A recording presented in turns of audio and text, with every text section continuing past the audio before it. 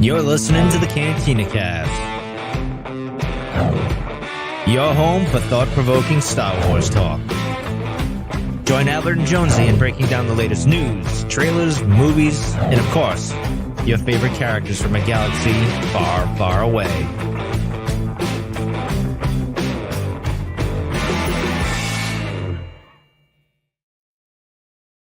Hello, everyone. Welcome to the Cantina Cast. My name is Albert Padilla, and this is episode 563, our breakdown of Day, the fourth episode of the Acolyte series, and the halfway mark of this series, which is kind of crazy to think about, but, you know, it was only 8 episodes, and if you do the math, well, we're at number 4. So thank you guys for joining us tonight. We've got a lot to talk about, a lot to break down, and to join me to do all of that is, first off, Jonesy. Jonesy, welcome to the show. How are you tonight?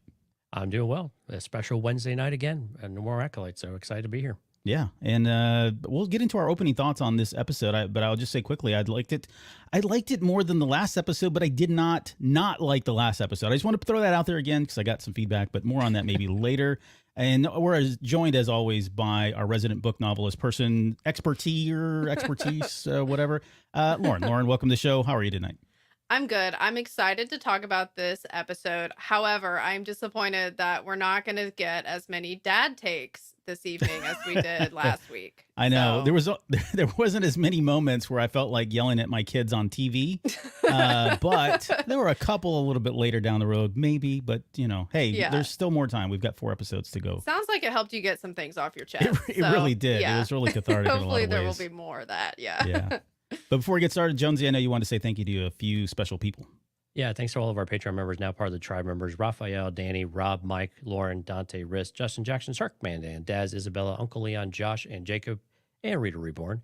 And their Delusion Granger members are top tier. Now this is Rod Racing, CJ, Steve, and Daz. Thank you all so much for joining Patreon and being a part of our membership. So ktcast.com/Patreon if you're interested. We're doing follow-up shows. They've been Q&As lately, so we do a little bit of a deeper dive or come back and revisit some of the questions that may have lingered or we didn't have a chance to get to on the main show for Acolyte, which has been a lot of fun there as well. And of course, everyone who's in the live stream so far: Steph, One Up versus CPU, Matthew, Kyle, Danny, Katya, My Star Wars Guys, David, and Music Train Slipping, and Alex as well. Thank you all for joining. CantinaCast.com/YouTube.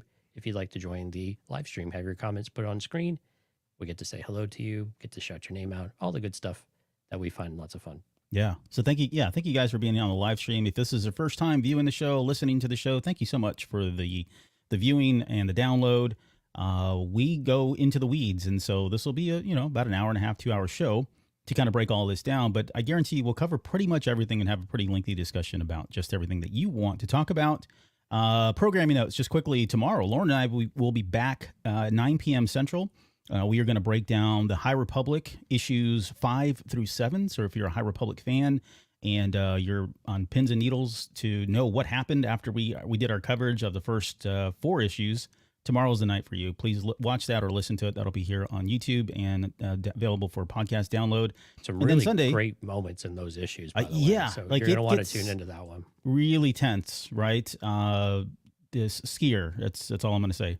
And then we've also got Sunday. Even Lorna D has a moment in there. It's fantastic. Yeah. It's all been it's pretty good stuff coming from Kevin Scott, which I think we gush about enough on this show.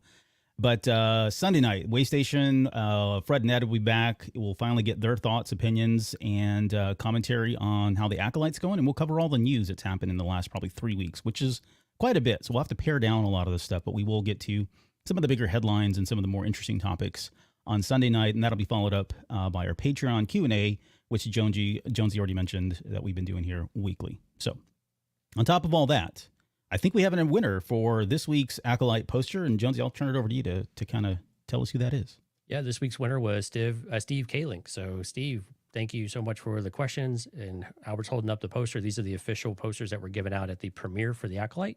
So if you are curious, well, if you're interested in grabbing one of these posters and being eligible for it, you really don't have to do a lot of crazy stuff.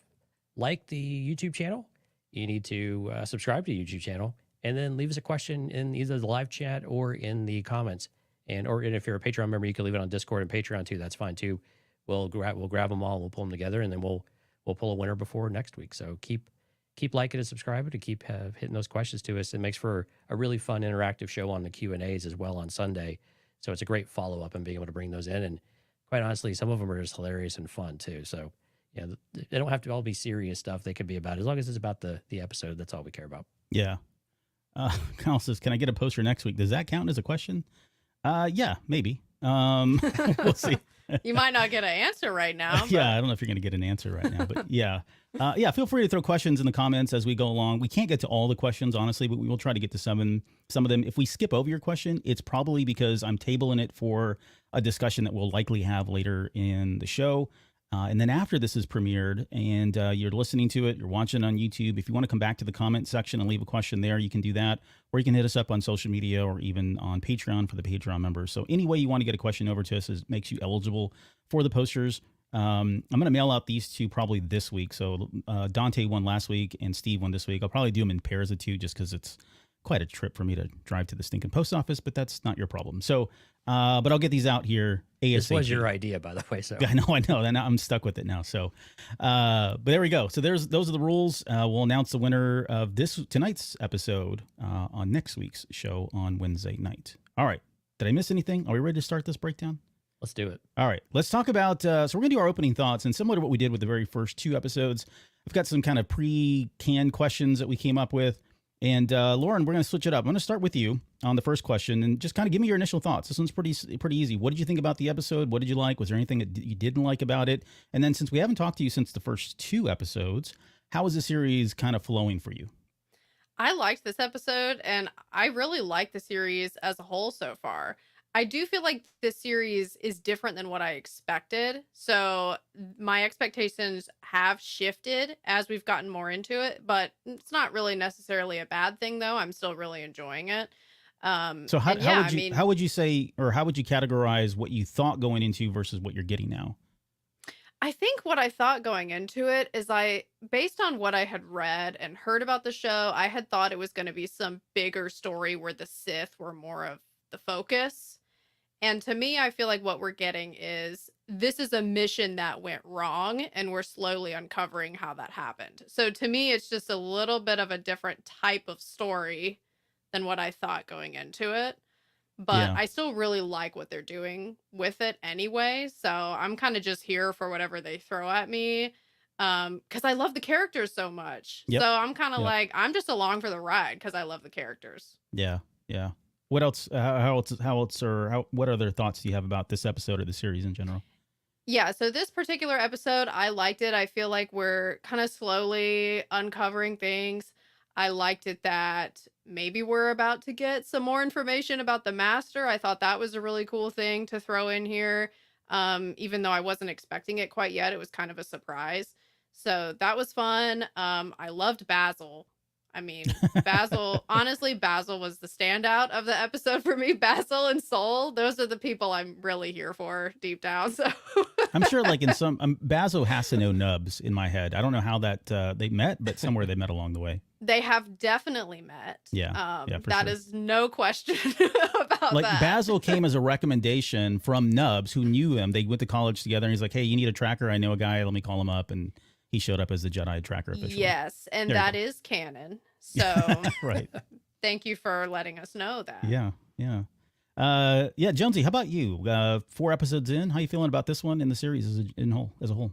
Yeah, so this one, I think it was a little bit slow for me the first time watching it, but when I've watched it the second, third, and fourth time, I've actually enjoyed it a little bit more each time. I feel like I understand a little bit what's going on. It doesn't feel as maybe plotting as it was. I think Lauren was kind of drifting there and then came back on it. So that's kind of how I felt about it. It was a little slow. The end was really cool, like the reveal and some of the imagery we got of the Sith coming in was very iconic in some ways. We'll talk a little bit about that as we go in the show, but there were really cool moments within all of this, though. Like Yord, again, kind of having a good character moment with Osha, I think was a standout moment for me, in addition to the reveal at the end of it. And again, getting some more of that depth on what the Jedi, how are they operating? We asked, where's Yoda and stuff? We kind of get that answer in this episode to an extent. So it's nice to be able to start getting some of these feelings of how this is fitting in. Some of the pieces are starting to fit together. Like Lauren was saying, the show's a little bit different than maybe we came into it. I think it still can get there, though, about it kind of being the origin of the Sith or the the reemergence of the Sith or from the dark side point of view. We're not really getting that as much yet, but I can definitely see why or how this episode starts to steer us in that direction. And we start to get a little bit more of that flavor of what are the secrets that are happening here? What are the things that are who and what are they trying to hide? And we're starting to have some of that gravitate out. There's some frustration moments in this episode, like to be transparent with you. Like whenever Sol says that, hey, I'm going to tell you everything. All right, well, I'm sorry, you're dead. I mean, that's just the way it's going to go. And that sucks. And I mean, the scene doesn't. Oh, suck. you're saying it's like telegraphing that he's probably not going to make it out. Yeah, he's not going to tell him what happened now. This happens all the time, right? We have a few of these moments where it's a little over the top and it usually plays into some sort of, stereotypical type of thing. So we'll see if that plays out or not. But overall, a pretty solid episode. And I think we're at least steering in the right direction. And again, it's a little bit of, when you talk about the series so far, halfway through, a little uneven with the back and forth. Like the Osha episode still kind of feels out of place. Liked it in general, but still feels out of place. How does the Rashomon working? There's a lot of gaps so far that we still need to fill in. How's that going to happen? But again, I think it's still on the rails. It's still on track to be able to do something here. Yeah. So still remaining positive in that respect. Yeah, and I would agree. Like I've enjoyed the series. I've enjoyed all the episodes, contrary to popular belief. I would say that if I had to rank the episodes, and I'm not asking you guys to do this, but in my own personal head, I would say the episode 1 was my favorite so far, followed by episode 4, then episode 2, and then episode 3 in that order. But this is like ranking your kids. I love all my kids, but I have a ranking, and they're all at the top, right? They're all. Oh, so okay. I know, Lauren. That's I was shocking. about I to know. be like,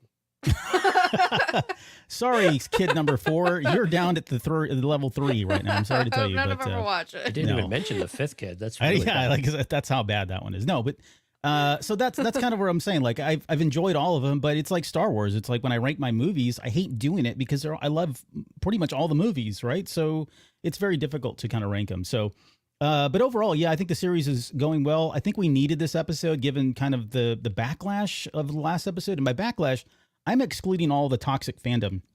I'm talking about the backlash that you and I talked about last week, where there seems to be some confusion about what this show is trying to do. And I think, Right. and I'm going to say it again, Lauren and I were talking before we came on air. I think they would do well to do something more with the marketing and kind of re-message what this show is doing or what it's trying to do. Because I'm still getting feedback from a lot of people that don't hate the series. Like they don't hate it. They're not toxic by any means, but they're scratching their heads going, I'm not really sure what I'm watching here. Is it like a murder mystery? What is this Rashomon thing? Why were things really weird? Why did they leave out certain parts? All of that is by design. We know this because we're in the weeds and we read all the articles all day long and we have these conversations on social media with our friends and that sort of thing. But for the most part, I think the general public still probably doesn't have a clear direction in terms of what the show is trying to do. That can probably get self-corrected, and I think this episode was kind of the first step in doing so. I think if we come back and see a different perspective, right, different as opposed to Osha's, and we see Mae's, the light bulb's going to go off for a lot of people, and I think we're going to probably normalize at that point. Quick question for y'all. Yeah. Since they're killing off, they killed Indara really quickly. They killed Torben really quickly. They killed Kelnacca without even a word, really at all. Are we actually going to get the actual real story in all of this, or are we going to be left to have to interpret it at the end of the day? I think based on Headland's comments recently, we will probably get some answers that'll be concrete, irrefutable, indisputable. But I think there are some things that are going to be left more ambiguous and open, particularly. Does that worry y'all at all? I don't know. Star Wars did that with some of the things. I mean, like even now, we're still scratching our heads around the dyad. Right. For the longest time, we were scratching our heads around the Chosen One prophecy. I mean, there's just things out there that you kind of have to, wholesale accept that is Star Wars. And, maybe we get some explanation, maybe we don't kind of thing. It feels like we are getting more of that, but we have to be honest with ourselves. There's a lot more Star Wars content that's coming out now too. Right. So you're going to get more of it. It's just a ratio kind of thing, in my opinion. I don't know. What do you think, Lauren? I do feel pretty confident that we are going to get an explanation. I think we just have to be patient for the explanation because to me, that seems like that's what we're building towards. We're building towards the full story. So far, we've got half the story from one person's perspective.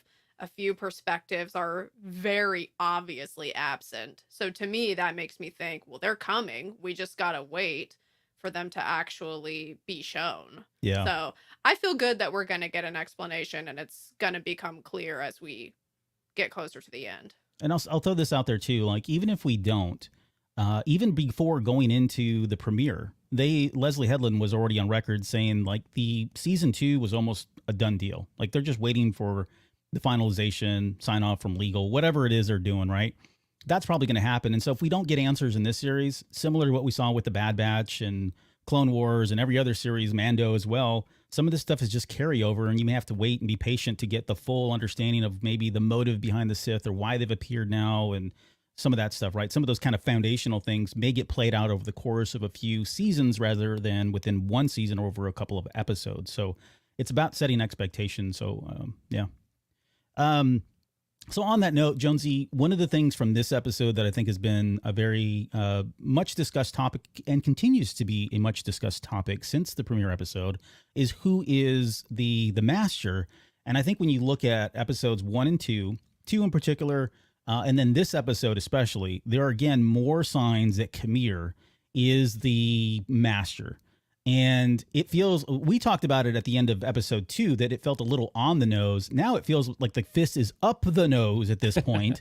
Yeah. So I don't know. How are you feeling about Qimir as the master? Do you think it's a red herring?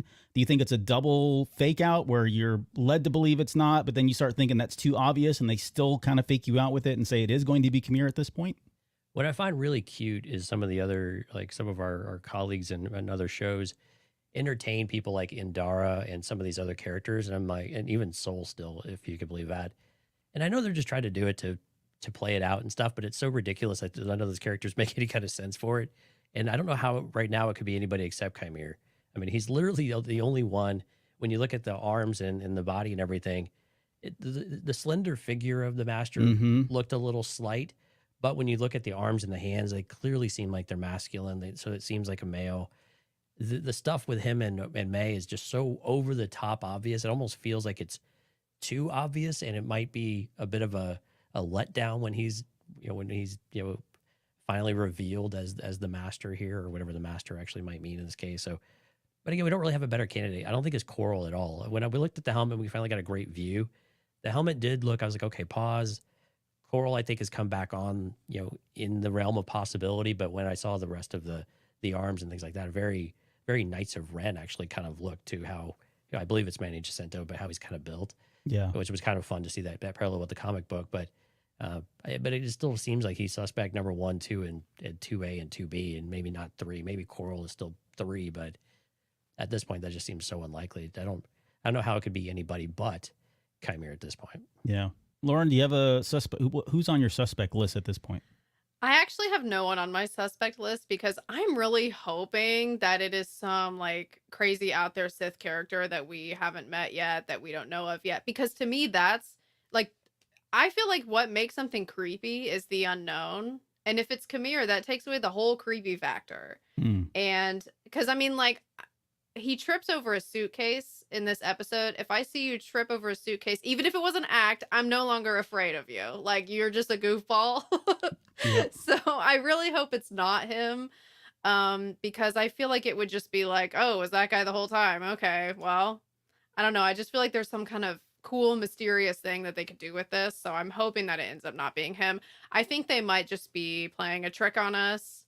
Maybe that's just me being in denial and hoping that that's what it is, but yeah. Well, that's kind of where we landed last week, right, Albert? It seems like it's either Qimir or it's somebody that we have zero idea who they are. Yeah, and I'm almost not another viable candidate at this point. Exactly. And I'm almost now, after this episode, like, I was on board with Qimir because it was still subtle enough, and there were things there if you really wanted to look into it and break it down like we did.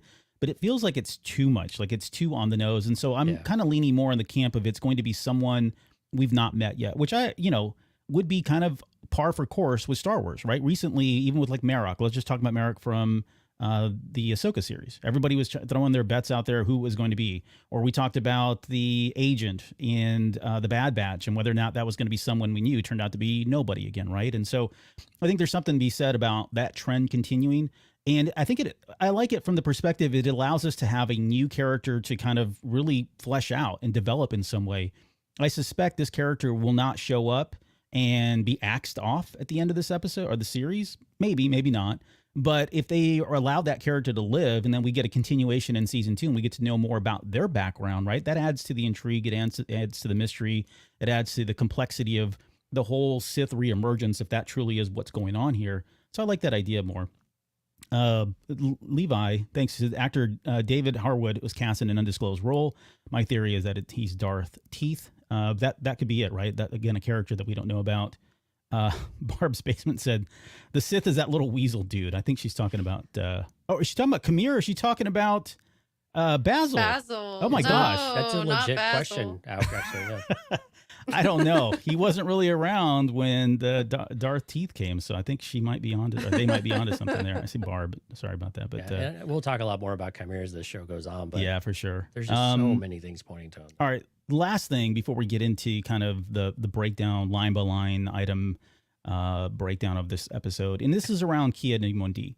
Kind of a big surprise that he was in this episode. I was not expecting him, but I will say that was only because when Jonesy and I were doing like who could possibly be around, and we covered everything that from people, characters from the High Republic era, and then we even looked forward and said, okay, here's everybody from the Phantom Menace era that potentially could be around.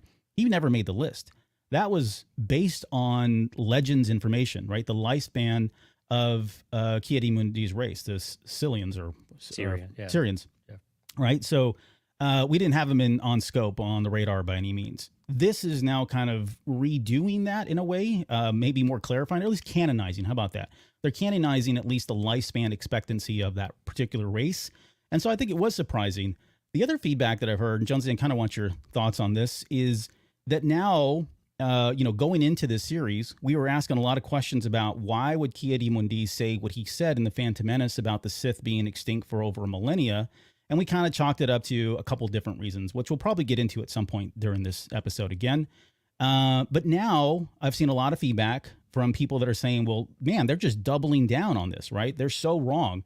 How dare they say that, Ki-Adi-Mundi didn't know anything about it. And yet here they are throwing it in our faces. Here he is on screen talking about it. How could he have not known about this thing? And here's what the only thing I'll say about that is, you got to remember who's behind a lot of yes, we have writers, right? But the writers are kept in check by the story group.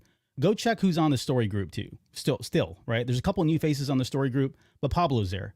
Do you really think Mr. West End Games, Mr. Phantom Menace himself, Mr. Star Wars himself is going to allow this script to go through and say that flies in the face of canon, on top of Dave Filoni as the creative director, on top of, no, and I'm not taking anything away from Hedlund or anybody else, any of the writers. I saw today one of the writers on Twitter posted that he watched The Phantom Menace, and he's probably exaggerating because he was being attacked.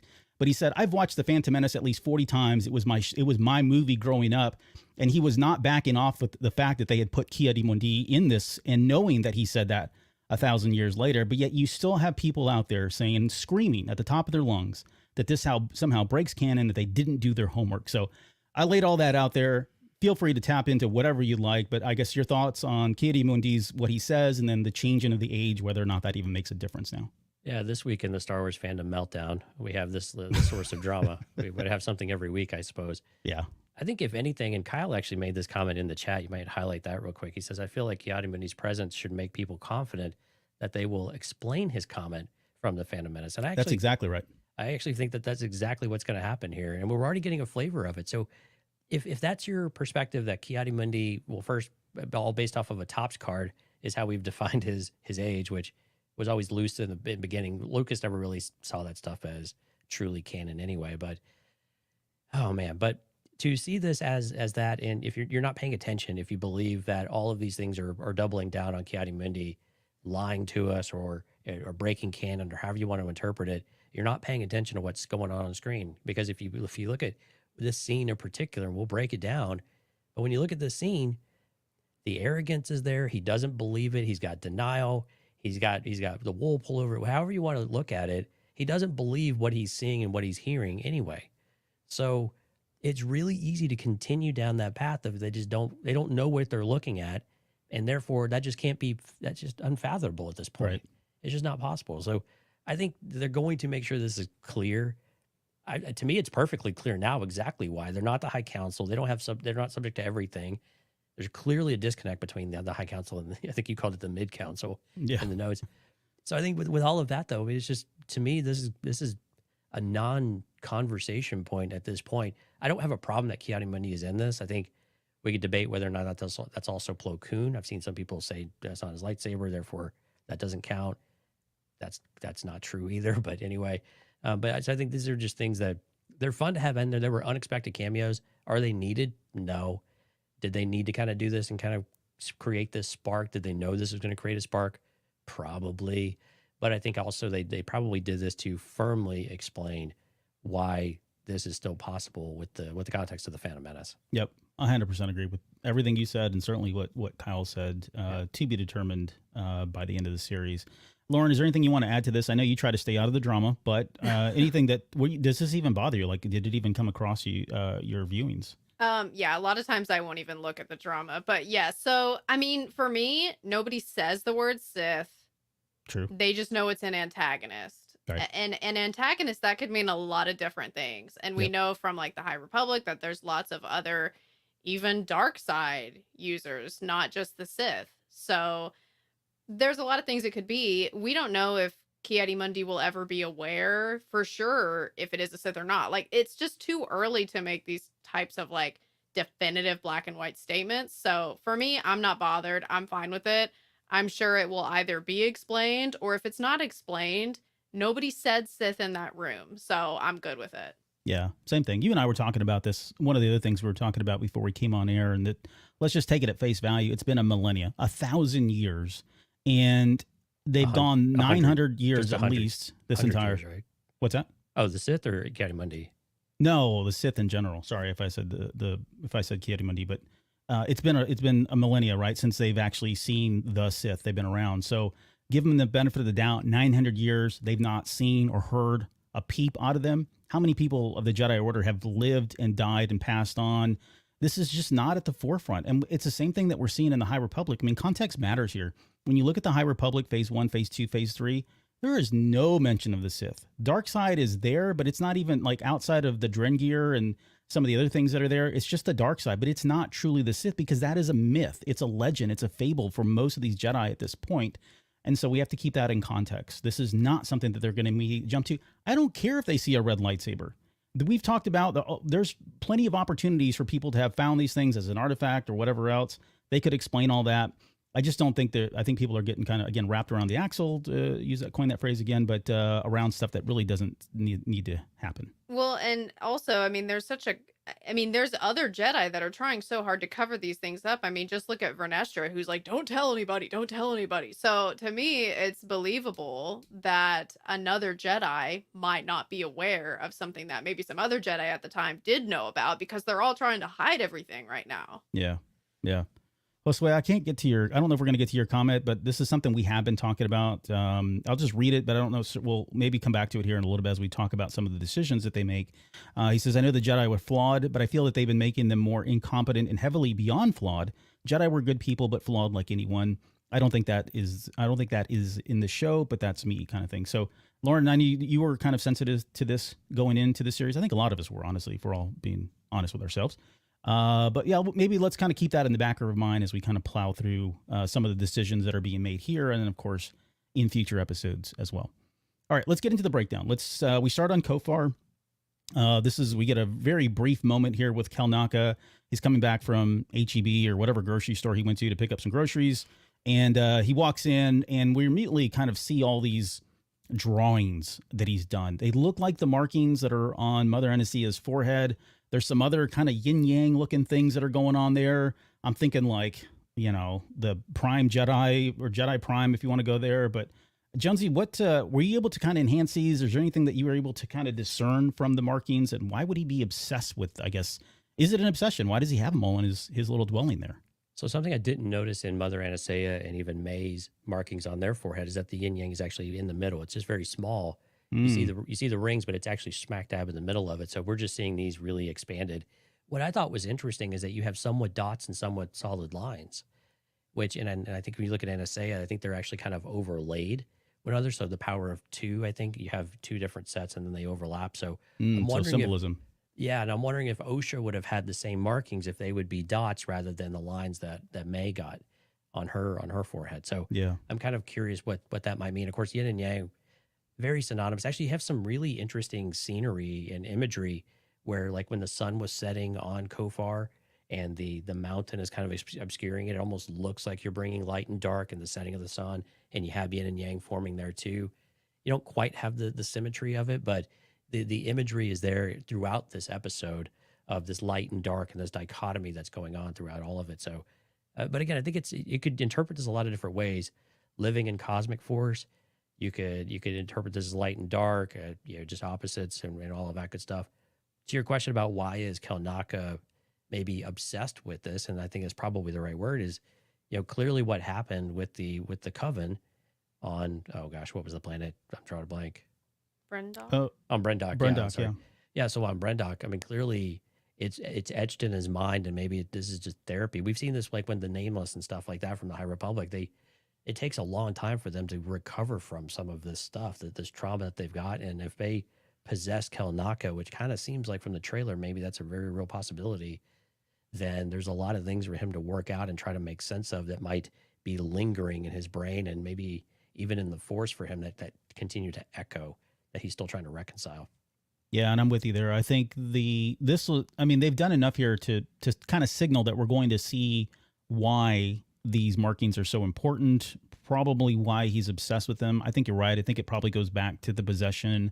We've seen in the trailers where he's jumping at what it looks like at Torben with his lightsaber and is about to attack him. We saw Torben's face scarred at the end of episode 3.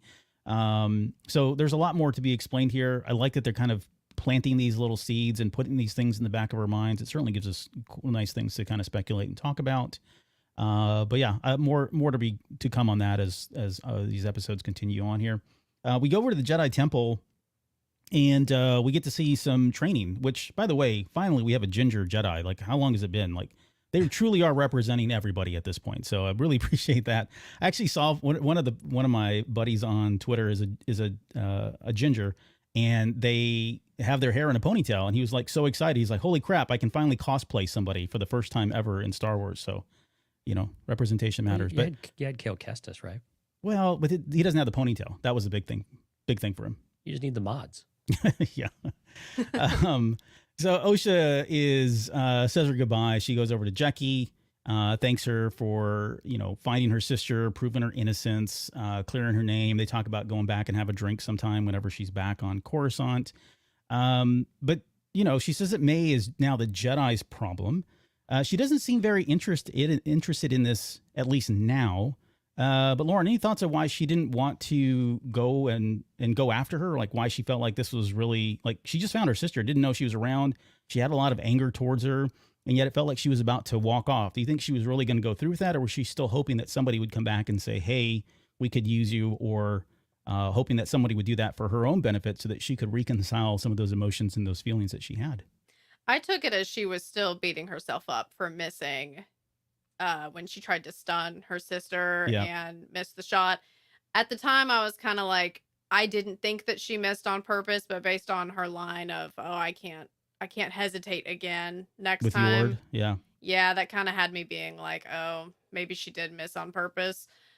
But yeah, I think she just kind of doesn't trust herself because she knows that she's got so much emotion wrapped up in this that she's kind of like, it's probably best if I just stay out of it. I'll just interfere with the mission if I go. Yeah. And we've talked about her self-awareness in the past, which I think is pretty big of her. So I would agree that's likely the most common explanation for it.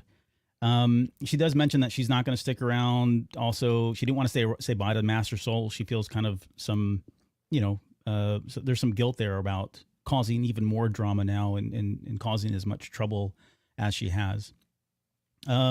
We go to the forest of Kofar, and our first interactions here with Qimir. And this is where I don't remember which one of you guys talked about it in kind of our opening thoughts, but I think, Lauren, you mentioned the clumsiness. Yeah. I saw it as like a telltale sign. Like, if he's that clumsy, this feels like, oh, okay, this is a front. He's doing the, oh, I'm so, unbalanced, and I'm, just not very good at dexterity stuff. That seems like a dead giveaway for me as somebody who could potentially be the master. But he's talking about how the forest, right? Nobody would go into this forest. Not even bounty hunters would go in here. And yet, as was in the second episode, at the very end, he tells Mae, "Oh, I found the Wookiee. I went in, found this Wookiee in this dangerous place when nobody goes to, bounty hunters don't go to, right?" If you take it at face value, that again is another sign that, okay, then how did he do it? He's obviously got, either he's really sneaky or he's the master, and going in with Sith powers is not a big deal. At least dark side powers is not a big deal. But But I what don't know. about a third option of maybe he's involved with the master, but he's not the master himself? That's kind of what I'm leaning towards. I mean, he said as much, right? And he even talks about it later about how the master has all of their, I don't know, hires people, or has all the people that they have, which I kind of thought was, oh, those are just more people that are potential acolytes for him. I mean, that could be it. At a minimum, I would think he's probably force sensitive if he's hiding that. I can't see why the master would bring him in just to be this hireling, but I don't know. Jonesy, any thoughts around, I guess, some of the maybe red herrings that are happening here with him in the scene? Yeah, I don't think there's any red herrings. I think this is all like he's telegraphing who he is. Really, to me, it just seems. I mean, they're just painting this to be so obvious, and that's. How do you feel about that? I guess is probably the better question to ask and stuff. But I mean, yeah, I mean, he's saying, and I'm going to blend this because the other scenes kind of all blend together for me of where they happen. But I mean, he's saying that he's kind of appealing to Mae, that he cares for her. He says things about Sol. I don't know if he had Sol's name. I'm trying to think when he brought up and tried to bring up Osha and say how she seemed to be really connected with Master Sol. That was him needling at Mae and trying to make that twist and that's a very dark side move of reminding you of what someone picked somebody else over you, and your sister picked someone else over you. And it's little things like that that continue to flag it for Qimir. Like, he's just very subtle with how he's doing it. The clumsiness is a little over the top. He's trying to, Palpatine done. Someone in the chat said this too. One versus CPU. Palpatine did some of this stuff too. Not quite the bumbling, but even when Anakin and Dooku, he was like, "Yes, get him." He was like, actually, Right. shadow boxing and stuff like that. When he could have wiped out just about everybody in that room. Exactly, in a flash, right? So we've seen the Sith kind of slow play this and hide behind the scenes and things like that. That's to be expected. But there's enough of these scenes, and especially after she kind of captures him, there's a lot of tells there that really feel like there's a shift of that character underneath all of the clumsy and the screaming and the things like that. The act is what it sounds like. But I think that the comments around, what's the master have on you? And the question caught him off guard. And I know we're not quite there yet, but again, it's all tied together. But that question really caught him off guard. And that's something that I think it was worth exploring a little bit of understanding. Yeah, Sith collect people, but I don't think he was quite ready for that question. Yeah, I think she caught him flat-footed with that one. Yeah. It is interesting here, before we go to the Jedi Temple again, there is that little piece in there where he's talking about, hey, just remember, he's talking to Osha, or to Mae, sorry. Just remember, just because Osha's alive doesn't change anything. Like, you still have to, like, he's right. Advocating for the master. If you think he's the master, then he's advocating for whatever he wants out of this, in saying that, look, nothing changes here. You made a deal. You have to go kill the Wookiee, right?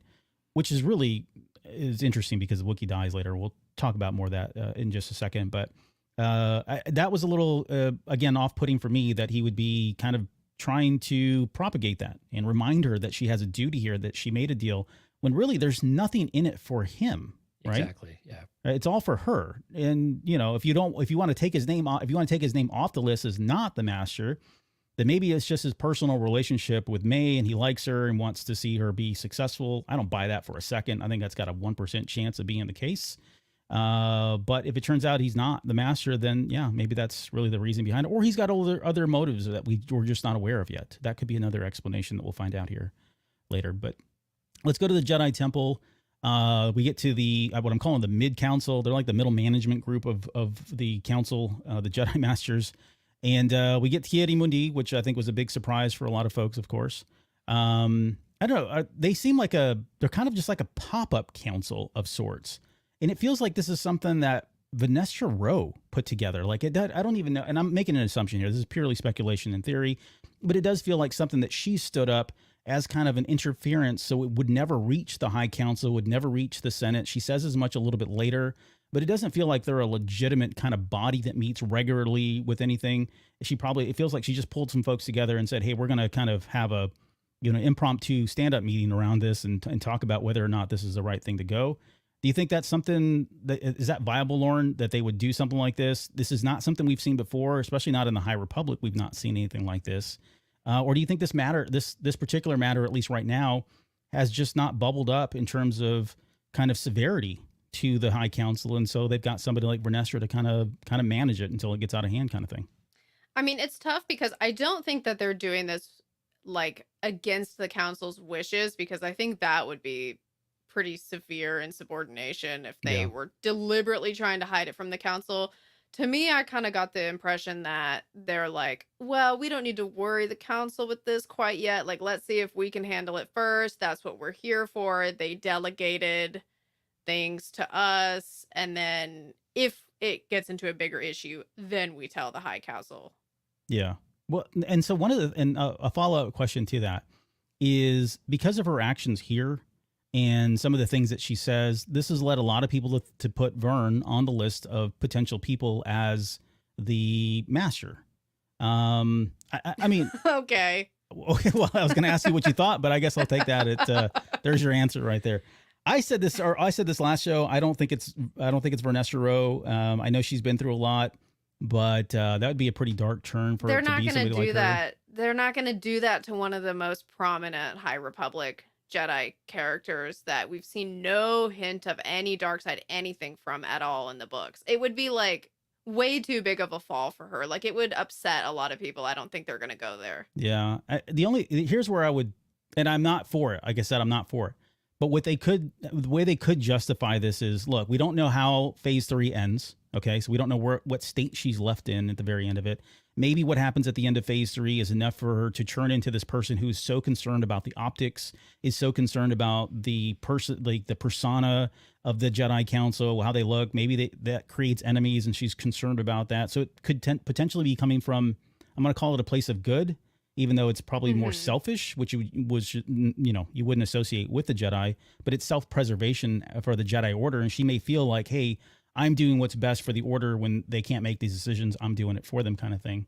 Yeah. I'm with you. I don't know that this is really a viable option for her to be at. And the other part of this, and I'm jumping ahead, but when she's talking to Sol and she's like, why did you not let me know that this poor child lived, right? There was a lot of sincerity there, and you could play it up as though she's just a great Sith actress or dark side actress, and she was able to convey that emotion across. But there was something about her performance. What's the name of the actor? Rebecca Henderson. Her performance that seemed very sincere and real. Like that really was coming from a place like, wow, I couldn't believe this really happened, and how did I not know about it, kind of thing. That coupled with that scene of her walking into the forest and igniting her whip, like, I don't know I don't understand why we would even get that scene if she is the master. So those aren't probably weak at best, because we just don't know, and they could certainly do this. I just don't think they're going to do it. I can't see her as a prime candidate. But Jonesy, I know you're nodding your head saying no, but yeah, I mean, logistics. Let's just look at logistics. She's on Coruscant. She's not going back and forth across the galaxy just to play dress up. True. It seems it's another character to try to do that. And I'm with Lauren. You don't set this character up with all of the history that she has in the books just to kind of tear her down in this way. And again, I think to your point, Albert, I think where you were going with this, I think the conversation with Sol is much more genuine and much more telling about where she's at. She's afraid of what's going on. Like, fear has creeped in, and she's not sure what's going on. The shroud of the dark side, is starting to kind of creep in and cloud what we have. So a great callback to Yoda's line, of course. Mm-hmm. And they're trying to make sense of it. And why wouldn't they tell the High Council? Again, I don't think it's just optics. I think the political side of things it goes back to, if you have someone who at least would appear to the public to be a Jedi running around killing other Jedi, then the people who are already building anti-Jedi sentiment, which is what sounds like there is something going on with anti-Jedi sentiment going on either in the Senate or maybe in the public. My guess is the Senate. We saw a lot of this in Legends material, and I think even in some canon material much later on in the original trilogy days and post-original trilogy. So that type of thing would be there already. That's not surprising necessarily, especially if the Sith have started to infiltrate other aspects that Palpatine later, adopts those machinations and then really expands them and really embeds them, right? So these things could all just be the very first fingertips of the Sith getting into all of the different places. And Vernestra is very in tune with what that is, but is also concerned and very confused about, I can't see what's going on all of a sudden, and that something just doesn't feel right. And like you said, she has a lot of genuine concern of, how did we not know that it was possible for this other girl to survive? I can't see what's going on. There's something nefarious going on, and it's very concerning.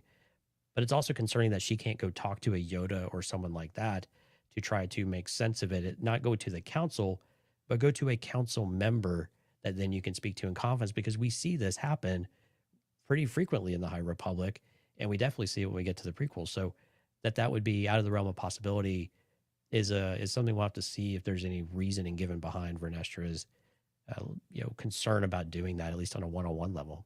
Yeah, let me add one more thing, and then Lauren, I'll give you the final word on Vernestra, because I know you're trying to get in on that one too. But you think about in the span of a year during the High Republic, what we know of her in that one span of about a year now. Think about how many small things festered into larger things that she was privy to, right? And we won't get into the examples, but there are a lot. And you think about now, go over now, take it 100 years later, and how many more has she seen? And so that may be why she's so sensitive to this, and why she's on her guard, and her guard is very high, and why she's trying to cut this off before it festers into anything else. It could be coming from a very sincere place of I don't want this to get any bigger. Let's cut this off. I mean, she tells Sol immediately, go out there and stop Kelnacca, or call Kelnacca back, stop Mae, do whatever we need to do, because we don't want this small thing to turn into a big thing, because I've seen this movie before. I've read this book so many times before. I know what's going to happen if we don't take action now and wait and sit and be hubris and all that. So that could be part of it. But Lauren, I'm sorry, what were you trying to get in on there? Yeah, I was just gonna say, so I do agree that I think she thinks that she's doing the right thing, and she thinks that she's protecting the order. But the line about that you referenced earlier, when she's like, "Why didn't you tell me that this poor girl might have survived?" It makes me wonder if she knows what happened, and if maybe that's also part of the reason why she's like, "We need to keep this quiet," and she's trying to just shut it down, is because maybe she does know what went wrong, and she knows that it's bad, and she knows that if it gets out, it's going to be really bad. So I don't know, that could be a reason for her being as intense as she's being about just trying to keep it on the down low. Yeah, they're skeletons that she thought were fully buried, and yet here's something, a leg sticking out now that she didn't think about or had no idea about, and so now there's a cleanup in order. All right, so more on this as we go on. She's talking about it could be a splinter cell.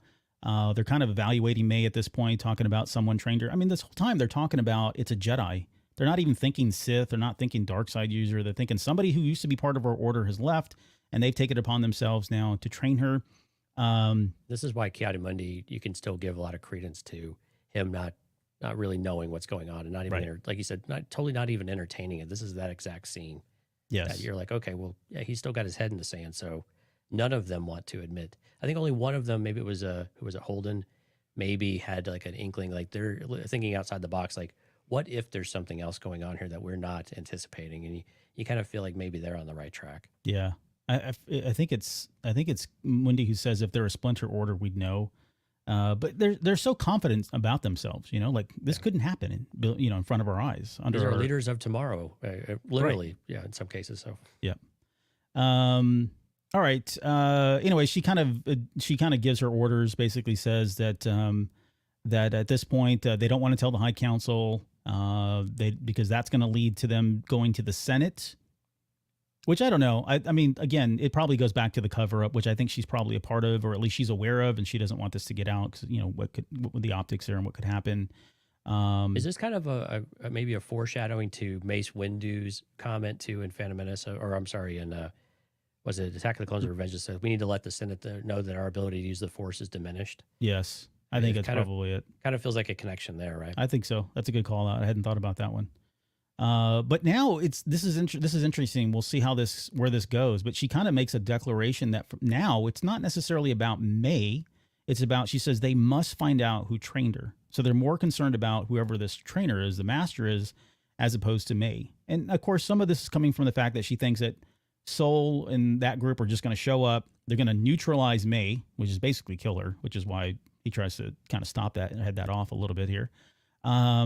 But yeah, for her, in her mind, it's now about finding the master, and this plays into what Sol talks about a little bit later, how he kind of uses that to make a case for why he needs to go along with Osha, because he wasn't originally part of the group that was going to go off and try to find Mae.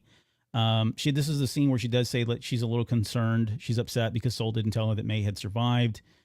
He says that, hey, I didn't know. I saw her clearly fall into the chasm. More will get explained, I'm sure, during the flashback scenes when we get a second perspective on that. Sol says he wants to be the one to bring her in.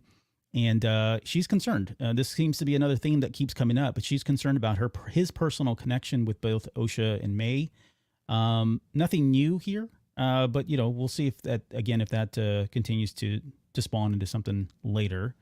And then she warns that if we take out Mae, then she's kind of a crucial cog in all of this in trying to find out who the master is, and so we can't neutralize her. Let me be the one to kind of go back and kind of bring her back with me. He wants to use Osha as kind of that tool, that leverage, that little ace in the back pocket if he needs to kind of get her to come back on board. And I don't think he's thinking anything along the lines of converting her to the light at this point. I think it's about leveraging the love between those two and having Osha connect with Mae, and somehow maybe he's able to kind of get through to her. But I think it's nothing more than that. It's just bringing her back to Coruscant so they could learn more about what's going on with the master. So maybe to Vernestra. I'm not sure. I mean, I think the scene we get later, I think, is genuine with what he's presenting to Osha. So I think that's his goal. But I think to Vernestra, I don't think that would fly with that conversation. Yeah. I think. No, that's fair. I mean, he talks about still feeling, sensing the good in her at some point. And then this is where we get another, I think, sincere line. We heard this in the teaser trailers where Vern is talking about tipping the scales, right? Some sort of shift, something to tip the scales, right? Feeling that ominous presence of the dark side, or maybe not necessarily the dark side, but something's just not right with the balance or with the cosmic force or whatever it is. And we see that through several characters throughout the episode. Kelnacca has a moment where he kind of looks over his shoulder. And of course, we get it multiple times with Sol later in the episode. And I think Vernestra is the one to actually verbalize it here. But yeah, definitely something. There's something in the air that doesn't feel right. All right, we go to Kofar, and I think we get like some really good dialogue here around why they're trying to kill Jedi without a lightsaber. So, Lauren, I'll read the quote. I kind of want your thoughts on this little scene here between Qimir and Mae. He tells her, how do you kill a Jedi without a weapon? It has to be some sort of test, right? You engage unarmed. You can't use their lightsaber to disarm them. Or is that cheating? I'm just curious how you're going to do it this time. You failed so much. And that, by the way, that last line, you failed so much, that is like another sign or red herring of him being the one that's kind of antagonizing him, right? He's playing into her emotions and reminding her that she's failed already twice. And so that seems like a very Sith-like manipulative type thing to do. But I guess your thoughts on, did that change anything from your perspective of why there seems to be, this impotence to go out and try to kill a Jedi without a weapon? I mean, I feel like it still is something that it's hard. I don't know. It's hard to put your finger on, because I feel like the master is trying to maybe get her to use maybe her more manipulative side, like maybe to be able to kill a Jedi without a weapon. You have to actually use a little bit of like psychological warfare to be successful in that. And that's something that she hasn't really tried yet, other than, well, with Torben, it wasn't even she was trying to manipulate him. It sounds like she just reminded him of what happened and he was just kind of ready to go. Yeah. But I mean, maybe that's what the master's trying to get her to tap into a little bit more, is just being like more manipulative and like pushing people more towards that side of like trusting her and then her betraying them. Because it's like she's saying, like, I don't know how she's gonna kill them with no weapon at all. Especially, I mean, it turns out she doesn't have to face Kelnacca, but especially someone like Kelnacca, like, it's just, I don't know. It's something that I feel like there is some sort of hidden component to this that we are not aware of yet. And I feel like that's just kind of like what Qimir is reflecting with his questioning of, how are you going to do this? Yeah, Jonesy, we talked about it being kind of like, attacking an unarmed person is like the absolute opposite of what a Jedi would do. And so it makes sense for the Sith to kind of be like, hey, this is part of the initiation process. Is that your read on it? And then kind of piggybacking off of what Lauren was talking about, we had brought up as well, I think in the last episode, about potentially, killing a Sith doesn't necessarily mean with a weapon. It could just be like that, like you said, the psychological piece of it. Is it mentally breaking them down and that's enough to kind of expose them in some sort of way. Yeah, I think it's a continuation of what Lauren was saying. I think it's when, and we see the cracks in Soul a little bit later in the episode too. Like when he starts to confess, he wants to start confessing things to Osha that, hey, there's more to the story you don't know. And I think that's exactly the angle. I think it's that psychological aspect of, in order to truly beat the Jedi, you need to tear them down and expose them, for the frauds that they are. And from that perspective, right, these are the things that the galaxy needs to start to see the Jedi for, not these unflawed and perfect beings that sit on this in this tower on this pedestal in Coruscant, but these people and then these force wielders, these super powerful people that make bad calls, and they're not out there for your best interest. They're trying to protect themselves. All of the things that we know the Sith are capable of influencing over time, but truly breaking them down and at the very end of it, making them turn themselves in. Kind of what Mae was on the right track, I think, with Torben, right? Mm-hmm. I think that was the thing. That was the one thing I kind of latched onto, as well as what the monologue that we got at the very end of episode 1. You have to kill the dream, right? You have to kill the dream of what it means to be a Jedi. And thinking back to Osha in episode 3, that dream of her being a Jedi and seeing them in that light and the way that her eyes brightened and what was possible and how she viewed them, they have to kill that. They have to completely annihilate that. But it's a process of chipping that away. But how do you do it? You get the Jedi to admit that they've done something wrong, which is why Vernestra is trying so hard to protect the fragile ego of the Jedi, but really that outward appearance, because I think she understands. I think these two things fit together pretty well by protecting the image of the Jedi to a fault. I think maybe in this case, what we're seeing is really imperative in order to protect what the outlook of the Jedi would be to the general public, because that's how things start to fall apart. Yeah, I like that. It's a good train of thought, especially the pairing of those two things. One up says Vernestra is selfless and noble to a fault. Really, she can't help but to help people, even when it doesn't help her mission. And there are plenty of examples that we've seen so far from that. You could say that maybe even Stellan Gios was kind of like that in some ways. Never heard of him. Oh, well, Jonesy, there's a book that you want to read. Several, actually. Few books, yeah. Just a few. Yep. Just a few. All right. I guess continuing on with that conversation that they're having, Qimir mentions that he's never seen. He's made a deal with him. We don't know what that deal is. He doesn't get into the details of that. He's never seen his face either. He does make that comment about how he is. He collects people.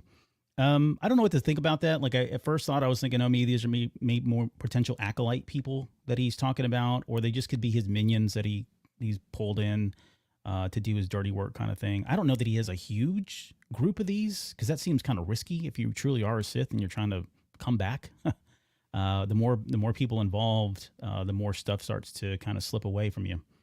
But anyways, there's he does talk. Osha, or Mae, calls Osha Jedi scum. She can't believe that she joined the Jedi Order, and she asks Qimir what was it like seeing her, and Qimir says she seemed like she was over her head, which I think is fair given what was going on at the time. I don't know how much he got on that, but then I started thinking, I wonder if he was the master and he had that moment where he was kind of like, you look just like her, and he had that really creeper moment. I wonder if it was at that point that he was kind of, digging into her mind, her consciousness, her soul, and realizing like, okay, there's a lot more going on here, a lot of emotions going on, spilling over, that kind of thing. And then when she asked him, like, I think it was the question you had asked her, he's like, oh, look at the time. We need to get going. Let's run off because I'm a little put off here by you asking questions about me when it could be me, or maybe not. Any final thoughts on that little conversation before we move on to it could be Coruscant? me or maybe not. All right, we'll go to the spaceport. And this is where Osha is suddenly excited to think that Sol. I mean, Sol approaches her.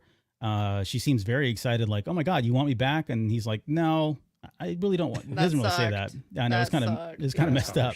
But he's like, no, we kind of really just need you to get to Mae. I think she's okay with that. I don't think she was too put off by that, but there was a light that went off for her at least a little bit. But he says, when I told Mae you were alive, her eyes softened. She became a different person. And we saw that. I mean, we as the audience saw that when they saw each other, right? We talked about this during the breakdown of episode 2. It did look like her guard had come down, like there was some light that came out. And we chalked it up as purely just love for her sister more than anything else. Nothing more than that. I don't think it'll ever extend beyond that, at least for now. Well, maybe not now. But it definitely, Sol was able to kind of see it as well. And then he tells Osha, look, if you come with me, then we can make sure that nothing happens to her, because they're going out there to neutralize her. They're going out there to kill her, to take her down, kind of thing. Neither one of us wants that, right? He says the part of her that still loves you is still in there. He says, I still felt good in her when I saw her. And Osha's response is she's a murderer. And his retort is, well, she's still your family. And there are plenty of examples in Star Wars where that is true. We've seen, I mean, look at Leia. How long did Leia hold on to her son and all the atrocities that he had done? Luke Skywalker and Darth Vader, Anakin Skywalker. I mean, it goes on and on, right? This is just a kind of it's thematic for Star Wars. But Jonesy, any thoughts around, I guess, that little conversation here? Yeah, I think it's clear that he's appealing to Osha because this is the right thing to do. I mean, some of this is probably atoning for his own sins and then things that he's feeling guilty about, but I think also it's just the right thing to do. And I think he knows deep down this is what Osha wants too. She's afraid, and she carries a lot of this guilt too, and she has a lot of that anger, like she was telling Jackie early on, that this is why she shouldn't be a part of it. But I think it makes sense for her too, because I think the only person that's going to be able to save Mae at this point is going to be Osha. And we saw this on screen, right? We saw the hesitation. We saw the surprise. She calls her Oshi. So, I mean, clearly there's a sentimental side of Mae that's still there and wanting to get out. And when she called in the scene right before this, when she calls Osha Jedi scum, it felt very forced. It was almost like she was trying to get a response out of Qimir to say, like, what do you think about, like, just trying to get get that feedback back. That when read she on says him? it, right? Because it didn't feel genuine to me. It felt a little forced in that way. And later on we get kind of confirmation of some of that, I think. But I think in this way, I think the Sol's very much correct here, that, and I think you're correct in your assessment here, of if they go without Osha, there's very little chance Mae comes back alive, and whatever cover up is going probably doesn't change either, because Sol is still trying to work through some of that too about what to actually do with all of this. But this is, I think, maybe his opportunity to also start to come clean with Osha and really start to be more transparent and maybe atone for some of his own decisions that we'll find out soon, hopefully. Yep. We get to Lauren. Did you want to add anything to on that one? I guess the conversation that they had before we get to Yord and his stellar debrief. I was kind of surprised that to hear the line of "she's still your family," to hear that coming from a Jedi did kind of surprise me. But to me, that was just indicative of the fact that Sol has attachment to this situation. Like, he hasn't let go of it either. Right. And I think sometimes he tries to act like Osha's the only one who hasn't let go of it, but she's not. I mean, Sol is very much still very influenced by it, and I think it makes him kind of forget about the whole thing about, like, well, someone just being your family isn't necessarily reason to, like, involve yourself in this dangerous situation. There should probably be more to it than that. So yeah, I think Sol is kind of falling victim to some of the same things that he warns his students about. That's a good point. I know. I like, again, I do like the idea that he used that as, like, family is family, even if they've done some really horrible things. Because she's right. I mean, she is a murderer. She just killed 2 Jedi, and that seemed to be, and he seems to still be overlooking that. Well, and Osha, when in the previous situation, Osha had a hard time following through once it actually came down to it. So, Yeah, I mean, I feel like yeah. Osha is being logical about being like, I don't know if it's best for me to be involved in this. And Sol is very much in that emotional side, like, but she's your family. You've got to Yeah. be involved. Right. The attachment piece is starting to creep up here for him. Yeah. Well, but I think the thing that he's not saying is that she will pay for her crimes, but that doesn't mean she has to pay for it with her life. And I Yeah. think that was probably the unspoken words. I was really expecting that to come out of his mouth. Like, she's going to have to pay for that, but there's no reason why she needs to die, because she is your family and you do care. And she's not a Jedi. So he has a little bit of attachment. He has some responsibility, I think, and maybe a lack of accountability in how all this went down and whatever's happened in a cover up or whatever sense. I think it's more of that, like, you would regret this, Osha, if you did not get involved and something happened, knowing that because you have regret already. So why would this be any better in that situation? At least try. And even if she goes to prison or whatever it might be, she's still there, and you can reconnect with her because there's something still there worth going after and worth saving, I think, in that respect. Mm-hmm. And real quick, before we Yeah. get away from this scene, because some of our listeners would string us up if we miss this. In the background of this scene, there is a Tarlafar, which is the little creature we've seen a few times now. We're first introduced to these white furry little creatures in Solo: A Star Wars Story, but of course, most recently, Baron in the Bad Batch, the baby that was taken. I think his mother's name was Aisha, or something like that. The Force sensitive baby. The Force sensitive baby that then goes to the compound there on what's it called? What's the name of the mountain? Tantus, yeah. Man, my place names are really struggling with me tonight. But that was like one show ago. We're past all that. Go on. Right, yeah, it feels like forever. But yeah, so Baron. So again, the creature there kind of in the background, a bit of a little Easter egg, a fun one there to call out. We go to so we're en route to Kofar now. We're in hyperspace and we're getting Yord's debrief. Her comment about very comprehensive briefing Yord was hilarious for me because he continues to show his true colors, which I don't think is a fault. There's something charming about who Yord is. He's very true to his character as he was described going into the series. But we learned that Kelnacca has been stationed there a year ago. So you and I had speculated that originally that he had taken a Barash vow. I think it probably could be something similar, maybe because it sounds like he was at least stationed at the Jedi Temple there on Kofar. And when they get to Kofar, they realize, or I guess they learn from the civilians that he actually left and he went out into the woods and he's just been a hermit this entire time, right? Very, very big recluse. But Yord says no one's heard from him. He's not answering calls and the tower's down, which means the communication's broken down. So if there's no communication, Jonesy, it can mean only one thing. Invasion. Yep. And quite honestly, that's what's happening. Full of Jedi, though. But well, yeah, it's a different kind of invasion. I had the did sound they cue actually didn't come up. confirm that communications were down? They were speculating that communications may have been down. It was just part of my joke. And then we get to Basil. So we finally meet Basil, which was the character that had been teased going into the series. You know, he kind of has this little quarrel going back and forth with Pip. Pip squirts him with some water or something. Well, that's the reason I was going to say that's the reason she missed Yord's briefing is because Pip and Basil were arguing. Yeah. Basil was described as like a combination between an otter, a river otter, and a beaver, which I think they pulled it off. He seems to be another character. There's nothing wrong with Star Wars being cute. I think in fact, if there's nothing in Star Wars that's cute, then I think we're missing the point of it because there's been plenty of examples on there, but I don't know. Anything you want to add? There's got to be always something cute. That's not even a question. Come on. That's what I've been saying. It's just I don't know who would debate that, but sorry, I look at one up coming in strong. Those are High Republic communication relays. Terrible design. They don't do very well. But so for those curious, Basil is a Tynan, and so they first appeared back in 1979, if you could believe. This was the first time this creature or this species was referenced back in Han Solo's Revenge by Brian Daley. So that's a 40+ year old Easter egg there. But of course, it was also in Catalyst, which was one of the Rogue One novels too. So nice call outs from the book to be able to be on live screen. Oh, I don't remember in Catalyst. I've read that book too. Huh. Yep. I'll have to go back and, well, I probably won't, but that's an interesting reference. David says, was there an actor in the Basil suit? I believe that was all CGI. Yeah. Oh, wow. They did a good job because there were scenes in there where I was like, oh, that's kind of cool. It looks very real, the costume, but maybe not. All right. So let's move to Kofar, and they get there. This is where they're talking about, Jackie's trying to give a description. I love her description, by the way. We're looking for a Wookiee. He's big and hairy. That's like the best she could give him. I don't know what else you would do to describe a Wookiee on that planet. Doesn't sound like there's a lot of them there, but it was effective. I thought it was funny, though. And that communication or the translator, that's really prominent in the High Republic, right?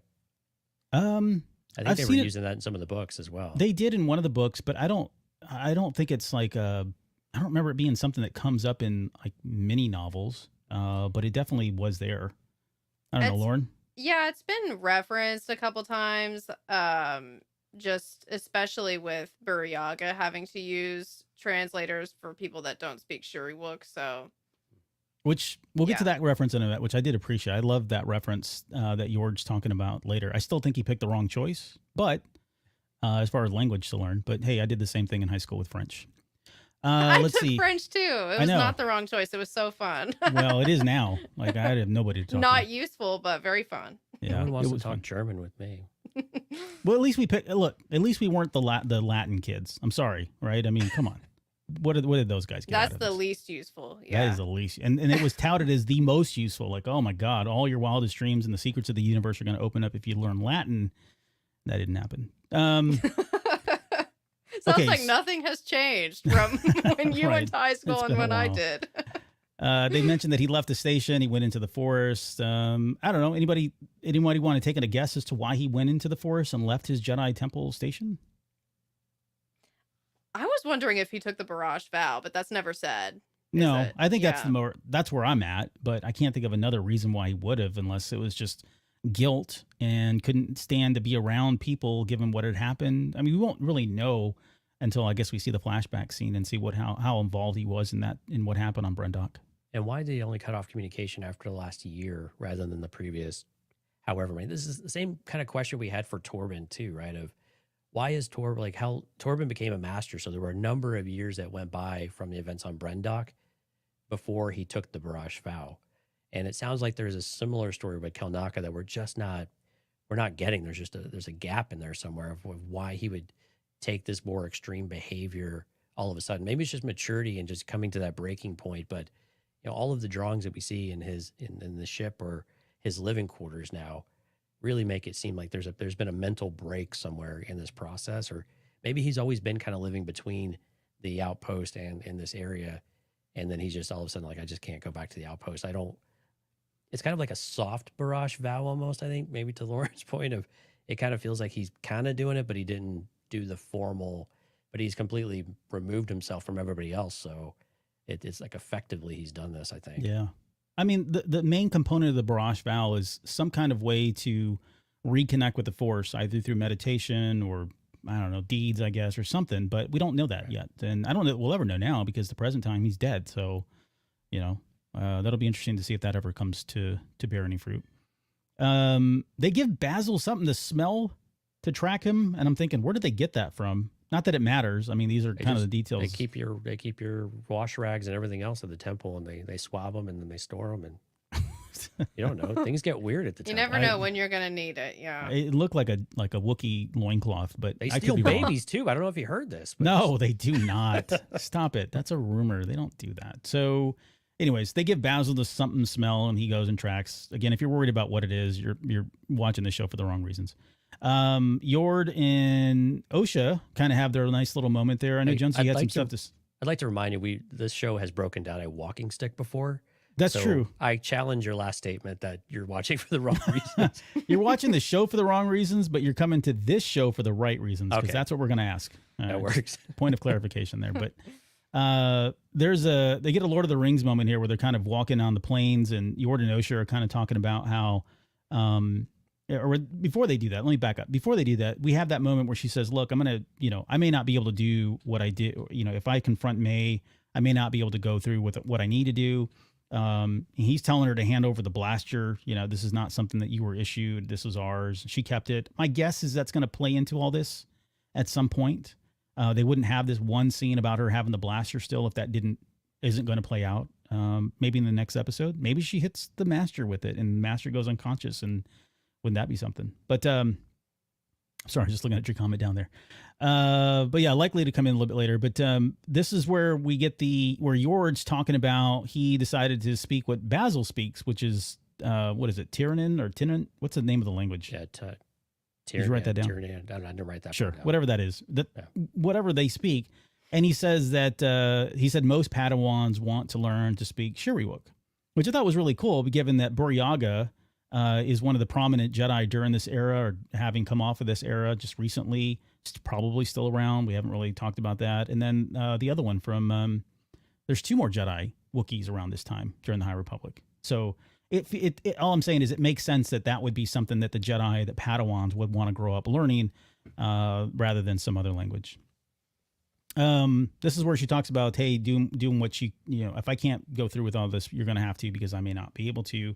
And then she does confirm here that she did hesitate the first time that she had that opportunity to shoot Mae with the blaster. She didn't, or the stun blaster. She didn't do it. There's a reference in here where Yord talks about Osha's wound in the Force. I'm going to call it that. She said this has always been your wound. I think wound in the Force, and I think the Old Republic and some of the verbiage there, which I thought was really fun. But he says Mae has always been your wound. And then he says that Sol probably brought both of them here to this planet to face Mae, but also face herself, face her inner fears, face some of that anxiety that she had been having, come face to face with a lot of the anger and pent up rage that she's had because she's blamed Mae this entire time for the death of her mother and all of the rest of the coven. So we get a quick scene there where Mae and Qimir are kind of running through the forest. We're not going to really touch on that, but anything that you guys want to add to this scene before we get into the Jedi showing up on the trail? Well, I did like it that even though Yord and Sol, it's clear that they approach things differently. I liked how, despite that, Yord still does defer to Sol, and he says, Master Sol is a wise Jedi. He must have reason to think that Mae will listen to what you have to say. So I appreciated that he was kind of backing Sol, even though Osha was kind of like, I don't think Master Sol is really putting me in the right position here. And Yord's like, no, he's very wise. Like, you need to go with what he says. Yeah. I thought that was nice. He is a by the book kind of Jedi, which I really do like. Again, it speaks to his character. It's true to his character, at least from what we've seen. This was such a great dialogue between them because I think it shows you that Yord, beneath the facade that he puts up of trying to be really confident, we call it by the book, but really just trying to prove himself to everyone around him, that he can truly have these really deep moments where he can connect with someone. And then clearly he cares about Osha, right? And wants for her to be safe, but I think also to confront some of her demons and let go of some of the past and be able to move forward, because he can see how much of this burden she's carrying with her and has carried with her for so long, given how long they've known each other. And this is just a great moment of, yes, trust in Master Sol. He's a guiding light for us. I mean, that's what his name means, of course, but but really, trust in that and trust in yourself, and just know that this is going to work out how it's meant to, how it's meant to, and how the Force wants it to. And Lord does a really great job here. He has these moments where you just don't necessarily expect them, but these quiet moments that no one else is going to see, his true self comes to the forefront, and he's a really great character in those moments. By the way, just as a quick aside, Charles Soule today posted something on Twitter, and he said that every time he hears Sol's name in The Acolyte, it brings a smile to his face because, his last name. And I just want to go on record, Jonesy, you and I talked about this before, I think on our final hype show. I said that there was likely named after, like Sol was probably named after Charles Soule since he was, one of the original Project Luminous members. Right. So, maybe we'll find out the truth, but I'm with you, buddy. I think it's a good thing that they chose his name given what he's contributed to the High Republic. All right. Anyways, we get the whole scene with Osha touching the Umbra moths, which are the official name, I think, of these beasts that were in the forest. They're attached to the trees. One is active the minute that she touches it, and it flies up and it comes back. And then we hear that, Sol, by the way, when he ignited that lightsaber and put it up, I didn't get a chance today, but I want to grab images of Qui-Gon holding his lightsaber and Sol holding his lightsaber, because it is the exact same pose that they're in. Just one's green and one's blue. But Sol cuts that Umbra moth in half. There's some dialogue that's spoken that kind of, when I first watched it, I was like, what is going on? Like, why did they attack, and why didn't all of them attack, kind of thing? And it turns out they're just attracted to light. All right. It was the light of the lightsaber that really made it kind of come towards him, and he ended up killing it in half. There's the Jackie's line right afterwards where she's talking about how it's an honor to see something, be part one with the Force. That was a very High Republic thing to say, especially what we've talked about with this era. But Lauren, and Yoda gave the same line to Anakin too back in Revenge of the Sith. Letting go and all that. Yeah. Lauren, anything you want to add here? I did not like those bugs. I was gonna ask it. How were you? Were you hiding under the table? Because I know I was just like, ew. Yeah, I'm ridiculous about bugs. Like, it's honestly, it's a little pathetic how I am about bugs. So when I saw those like bumps on the trees, I was like, oh no. I was like, it's bugs are about to happen. Thankfully, there was just one, and it wasn't. I thought for sure they were going to get attacked by all of them. It'd have been something like out of Mando with the spiders. Right. I thought we were going there, and I was not looking forward to it. But thankfully, it was just one, and then it was over. But yeah, I thought it was cool. I liked I was laughing a little bit when you were comparing the pose to the Qui-Gon pose, because I'm like, yeah, they do look very similar, but unfortunately, the reason that Sol is doing that pose is like, I wish he was doing it for a reason that didn't involve a giant insect, but it is what it is, I guess. I thought for a second those were going to be like obelisks from the Darth Bane series. Those are the ones that became the armor that attached to him. Oh because yeah. they had kind of that, Wow. that really armor look to him. And that would have been a really, I mean, granted, we knew he was going to kill it, and they're impervious to lightsaber burns and going through. It's like wearing Beskar armor effectively, but they latch onto you and they kill you effectively. So yeah, I thought it was possible that was going to go down that path, because we know that Leslie Headland said that there were going to be some callbacks that people didn't say no to, but slip them in there. I was like, oh man, this would be a really cool one to actually call it an orbalisk or something to that extent. But I think the lead getting buried within all of this, though, is that Osha's force senses are starting to return. She could sense the creature, right? That's what made her stop, made her touch it, because all of a sudden she could feel it. She admits this to Jackie. And that's really interesting, of what is causing these feelings to stir within her. Is it because of the proximity with Mae? Is there something else that's going on maybe with the Sith? Or like, what is it that's actually, bringing this back up to the surface? I think it's just, some resolution is coming about, having dealt with all the guilt and some of the things that she's learned now from Sol about, hey, there was light in her. I sensed her light. I sensed there was good in her. These are things that she had a lot of anxiety and a lot of doubt about. And this is what led her to feel like, hey, I can't be part of the order because I'm just holding on to a lot of this, and it's really getting in the way of my training. I'm making some assumptions based on what she said only, of course.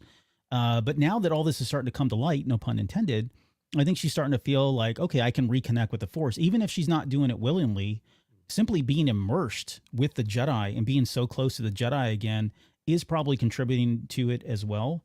And so, yeah, I think, we threw this question out there about, and Lauren, I'm going to ask you because I didn't get a chance you weren't on one of the shows that we did this on, was about whether or not we would see her turn to the light. Would she be able to, not to say turn the light, because that's where she's at.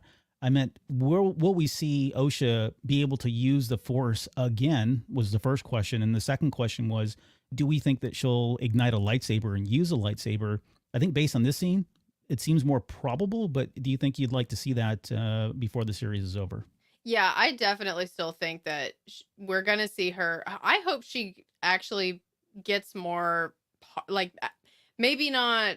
I mean, she's a little old to do all the training again, but I would like to see her actually join the Jedi again in some sort of way. And yeah, maybe use a lightsaber. I think that would be awesome. And I do think it's possible, because I think it's like you're saying, now that she's been immersed in this world again, it's kind of just becoming second nature to her to use the Force. And she really isn't having to think about it now. Like we had that one scene back in episode 1 where she was really trying and couldn't. So yeah, I think it's definitely possible, because it's already there. It's already increasing. And I hope that she does try to go back to the order, and hopefully they would accept her if she wanted to go back. And I hope that would involve her maybe using a lightsaber at some point. Well, Alex is singing my tune. He says a montage, maybe. I think that's what they need. They need a good old Mandalorian montage to show her training and getting up to speed again. I don't think this probably won't happen. I think the potential for her to rejoin the order is certainly on the table. Likely to happen in something like a season 2, and we get a time jump, and now she's suddenly been training and she's wearing the robes and that whole thing. But I think unfortunately, I think she probably will use a lightsaber, or at least use the Force, and it's going to be another one of these predicaments where she has to use it. She's in a crisis situation, and she's already going in thinking about the last time she used it and it was unsuccessful, and we're going to get all that drama, and it's going to be successful this time. To what extent, I don't know, but it feels like that was kind of a setup for us to kind of see some progression a little bit later. Now with this line, it feels like it's kind of inevitable at this point. There's maybe the most interesting thing, and not necessarily one of the more interesting lines from this, comes from Jackie in this next section here, where she's talking about how, or Osha first tells her that, look, I can't accept death like true Jedi do, right? And she's using true Jedi as some kind of like formal term here.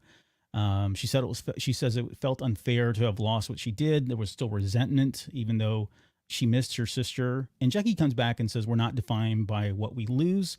we're defined by what we survive. And she says, and she finishes by saying, and you survived a lot.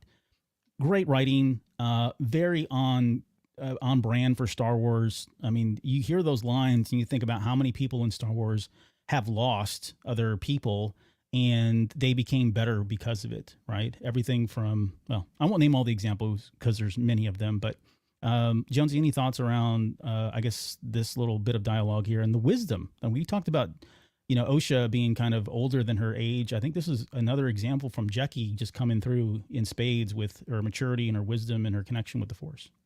Yeah, and actually it reminded me of the scene in Temptation of the Force. Elzar is they make an offer to Elzar for a certain position. I don't want to spoil it. But he's very, very guilt-ridden, of course, right? And they got to have a similar discussion with him of, look, things have happened and we have to accept them and we need to move on. We need to learn from them and grow from that. And I think that's exactly what Jecki's saying. And yeah, she's kind of wise beyond her years here. And I think there's clearly a nice connection between the two of them, this budding trust of what they can say to one another and be more open with one another and what that means and be able to get that guidance. Because Osha's very self-aware. And again, some of that's probably distance from the Jedi. Maybe she wasn't as much when she was younger, but very self-aware. And then Jecki just able to kind of lay out the general Jedi premises, right? Of how they, what they truly believe is like, you're going to screw up along the way, but what are you going to do about it whenever you have another opportunity? Are you going to continue to make the same mistake, or are you going to try to learn from it and be better? And sometimes we need a peer in that way, or an outsider who we don't know very well sometimes, to come in and just kind of lay out that very general truth to us. And for some reason, it might finally snap into place for us, and we finally recognize it. So this is a really nice scene, and very much how they do things in the High Republic, I think. So it's very synonymous with what we've seen in a lot of the books. Yeah, great point. Lauren, anything you want to add before we move on to Qimir and Mae's final kind of interaction here? I do love how Jecki is really wise beyond her years, and especially because I think sometimes with something like that, especially what she says about surviving and how that's really what matters, I don't know if that would have hit the same coming from Sol. Like, I feel like that coming from a peer, I feel like it probably spoke to Osha in a unique way that it might not have really felt the same way if it was coming from somebody who was like an authority figure. So I like that Jecki's character is here to kind of provide like some additional insight from another perspective that's not just like a master's perspective. Yeah, no. And it's not naivety or anything like that either. It's just genuine how she feels. And it's a doctrine that she's been grown up in. But yeah, I'm with Lauren. I think this is just a great example of someone who you just step outside of your own stuff, right? And give you just a little bit of guidance along the way. You're like, oh my gosh. Yeah, that kind of makes sense. Yes, it's not hard. It's easy, or it's not easy. It's hard, but it's something you can actually take and do something with and try to work on it. We get our final interaction on Kofar with Qimir and Mae. They mentioned that they're only 10 minutes away. Qimir doesn't want to stop. He's continues egging her on, telling her, we got to keep writing. We got to keep running, I should say. And then Mae's like, look, I need a rest. I'm about to fight a Wookiee, and we've been running for the last 2 hours and 50 minutes at this point, because I think they were like 3 hours away. And he says that this is that it's not. I think Mae says it's not a test. He calls it the final lesson. Like, what she's going through is the final lesson. And I'll just kind of read this. It says, your final lesson is one that you teach yourself. You will kill a Jedi without a weapon. And again, this is more, I guess, maybe more reinforcing what we talked about earlier in regards to, hey, attacking a defenseless person is what you would expect a Sith to do and not something you would expect a Jedi ever to do, which explains a lot about the fight with Indara at the very beginning from episode 1. But Mae is also asking how she's supposed to do that. I mean, she feels like it's an impossible task to be able to kill a Wookiee, especially when, as strong as they are and you've got a Jedi and on all that route. Qimir says, look, it's not impossible. And Mae says that he'll kill her if she doesn't go through with it. So it feels like whatever deal they made, it sounds like the deal, at least from Mae's perspective, is death if she doesn't win. Like, the deal is you go kill this Wookiee or you die kind of thing, which then kind of gives her an out in some ways. If this is really meant to be true, it at least explains why she is who she is. I mean, you could chalk it up to being the dark side. We saw that even at a very young, early age. But now it feels like, okay, she's being forced to do this because this is something that, she has to do. Like she may not really truly want to do this, and this could explain why there is some light that Sol is picking up, or why she was seeing Osha and suddenly, being good sisters again, or whatever it is. But I don't know. Jonesy, how did you take this scene? Did you read anything into this? Do you think it gives her a pass in terms of where a lot of this is coming from? I think she's kind of speaking for the audience in some ways, right? Like this seems like an impossible task. You're asking me to kill without a weapon, but everything is a weapon, right? And so it's clearly it's like a puzzle that you have to solve for yourself of what do you believe? And it's curious that Qimir keeps bringing this up, right? He's trying to, and this is why, and again, we have some chat going on about whether he's the master or not. I think we have to keep using the master in quotes here because that's how they reference him. I don't believe he is the Sith Lord, right? Or that the character that we see is the Sith Lord, although quite powerful. So maybe it would be, maybe they would be. But I think this is just a scenario where he keeps teasing this out of her to try to get her to talk. I mean, clearly, also she's faking being tired. Of course, she stands up, and if you listen to the audio description, they say that she, quick doesn't recover. She quits faking it basically, that she's tired because she wanted to get away from Qimir to set this trap. But I think this is just again, I think she's talking for us of like, how do you do this? Because this doesn't seem possible. And and Qamir's he's gonna encourage her that there is an answer, but he's not gonna give it. And again, this just kind of keeps speaking more and more that he is the one that she's trying to appease here, even though she doesn't know it. Yeah. Lauren, agreed to all that? Or how do you feel about, I guess, her motive now? Does it change anything? It doesn't change anything for me knowing that he's going to kill her, because to me, I mean, that's very much what the Sith do. Like, Right. if you're not of use to me, then I don't need you. I'm going to kill you so you're not a burden to me anymore. And I feel like when Mae, I mean, this is just me speculating, but I feel like whenever she got involved in this, she probably knew that this person was like not good news, and she still went through with it anyway for her own gain. So I think like it's still obviously the people that she's killing are still people that were involved in her personal story. So it's not like she's being forced to kill them, even though there is consequences if she doesn't succeed. So yeah, I don't know. I mean, I to me it didn't really change anything about what I feel about her motives. Okay. No, it's fair. Kyle said, but even the master uses a weapon to kill Kelnacca. Master is a hypocrite.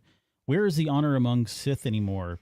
That died with Bane. Like when Bane came into this, there was no longer really, and even before then, during like the Brotherhood eras and like SWTOR eras, the Sith were still trying to kill each other. But there was a bit of honor amongst them because the rule of two didn't exist really.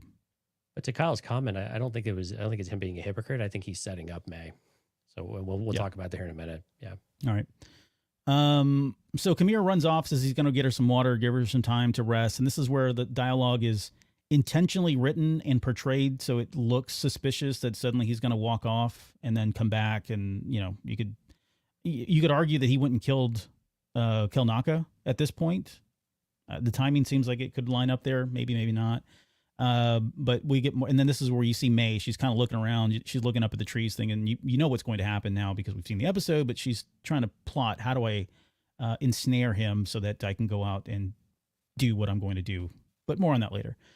We go back to the Jedi. Basil is gone. I don't know how they lost the tracker. That's fine. I thought it was actually kind of funny. He kept walking too fast. Yeah, he's like ducking through stuff and burrowing, and they just can't keep up with him.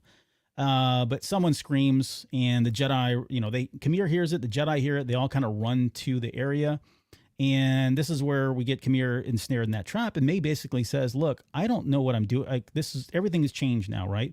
Osha being alive changes everything. My loyalty is to Osha. My loyalty is not to your master. Her plan is now she's going to go turn herself into Kelnacca, and she says she's going to tell him who she knows." And that's when Qamir's demeanor kind of changes a little bit. Oh yeah. Maybe a lot. You can see when he's hanging upside down at that point. But he basically says he'll kill you, and he's very serious about it. And so this is another kind of one of those, again, red herrings, or maybe more obvious telltale sign that he is indeed the master.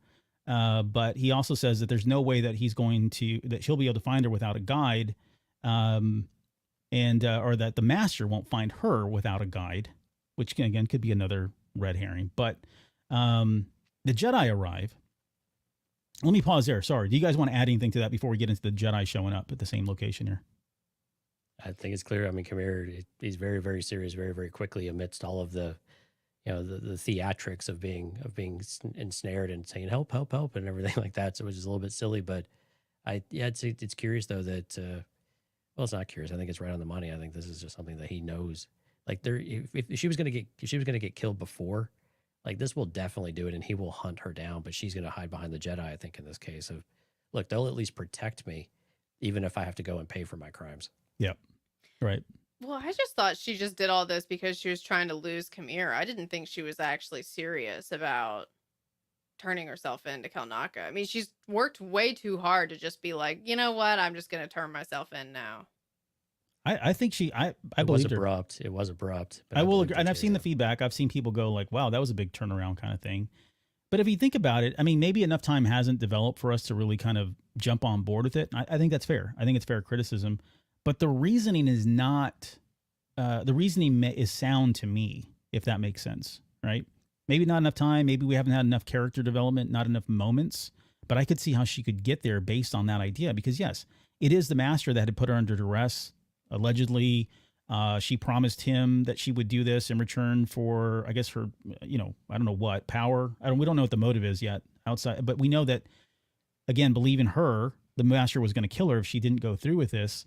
And now she feels like, well, why am I even going through all this? Especially now that my sister's alive. That's the only reason I even had all this pent up rage and wanted revenge. And so at this point, I could just go live a life with her somewhere safe under, in some layer of Coruscant where they can never find us, right? Witness protection program or whatever it is, protected by the Jedi, whatever her bigger plans are. I think it makes sense that she could get there. But I would agree. Yeah, probably not enough has happened for us to feel like she just churns and does a 180 within, basically 2 episodes. Yeah, I just thought maybe she has some other kind of plan that she's just like, and also too, like another thing that I thought is possible is that with Qimir like prodding at her and being all weird and all his going in circles that he's doing, I mean, I thought maybe she's like, you know what, this guy is fishy. I don't feel right about this guy. I want to lose him and just do this on my own. So that was kind of how I put that together. Or I guess the alternative is maybe she has some other sort of plan that she wants to carry out without him, and she just decides that he's just kind of extra baggage. Yeah. Yeah, I viewed a lot of the conversation that came before that mounting frustration felt very real. Like this is impossible. Those types of comments, and to where she's just getting to that point. I think she just, and yeah, it may have been abrupt, but it just switched off in her mind. Like sometimes you have that moment of clarity of like, why am I going down this path? The one thing that I've always wanted back in my life that I thought was impossible. And like Albert was saying, I agree with you 100% that I was doing these things because I want to make the Jedi pay for what they took away from me and what they caused in the path I went down. And this is my avenue to do it. That's no longer, none of that stuff is important anymore. I actually have the one thing I've always wanted, and there seems to be a legitimate way to do this. And I have a bargaining chip. And this is the other side of what like Sol was saying to Vernestra. Well, how is she going to listen to you? Like, do you have anything that she would want? Yes, she would have Osha, right? Mae would have Osha, or Osha would have Mae, and back and forth, right? So same type of thing. She has this bargaining chip. Like you need to keep me and keep me safe, because I can tell you what's really going on here, or at least everything I know, because we know you guys are having, she has to know these guys are having questions too. The Jedi are not sure what is actually happening and what they're experiencing. And yeah, I think in my opinion, I think she was legitimately going to go and try to, turn herself in when she went into the cabin for Kelnacca. I think it felt that way. She didn't go in there with kind of any ill intent, and not as confident in what she was doing with Indara, I think, or even Torben, of like, prepare, attack me with all your strength type of thing. Yeah.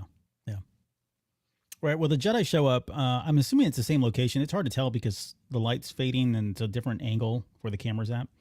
But it looks like they do kind of show up at the place where they heard the screaming, because I think someone says that Mae's gone.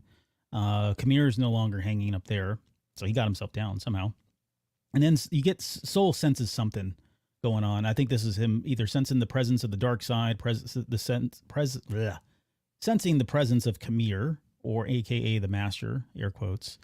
And then they have that real quick conversation where Osha questions why she's being allowed to face Mae now. And she goes on to say that she can sense things again. Like this gives her courage, right? She's feeling the strength of the Force flowing through her again. So again, more probably just signs, signals that she is going to reconnect with the Force very shortly here. Sol kind of says maybe the famous last words of any character in fiction, really. But says, look, they're both there to face their past. He says he'll explain all this when they get to the ship. And I don't know, that never bodes well. Lauren, I know you're a big Master Sol fan, but how much are you going to write, really horrible letters to Lucasfilm if they do kill him off? Do you think it's going to happen? Do you think it's going to happen? I can't even picture them killing him off right now. I feel like it would be such a huge disservice to the story if they killed him off, because he's like the person that, I mean, he's kind of like, he's the guiding force in everything that's happening right now. So if they killed him off, I feel like this whole plan would fall apart. Osha being involved would fall apart. Like, I just feel like they can't kill him off yet, at least. And I would say I agree. However, I kind of felt the same way about Qui-Gon Jinn during the Phantom Menace. He was kind of like that living force, driving force, the shining light throughout the entire thing, and he did die. Now, of course, we know retrospectively there was a lot more. His life was really, to quote Jackie from earlier, about I can't find the quote now. We're not defined by what we lose; we're defined by what we survive. I mean, that could be foreshadowing, his death, and Mae and Osha are left to kind of live or be defined by what they survive, which is him as their master or somebody that was around that time and wanted the best for them, kind of thing. Jonesy, you're nodding your head. What do you think?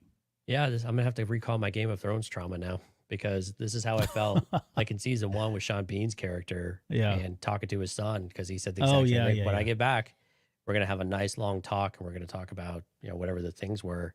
And this is before I knew Game of Thrones was a book. For some reason, I live under a rock, I guess. And then they killed Sean Bean.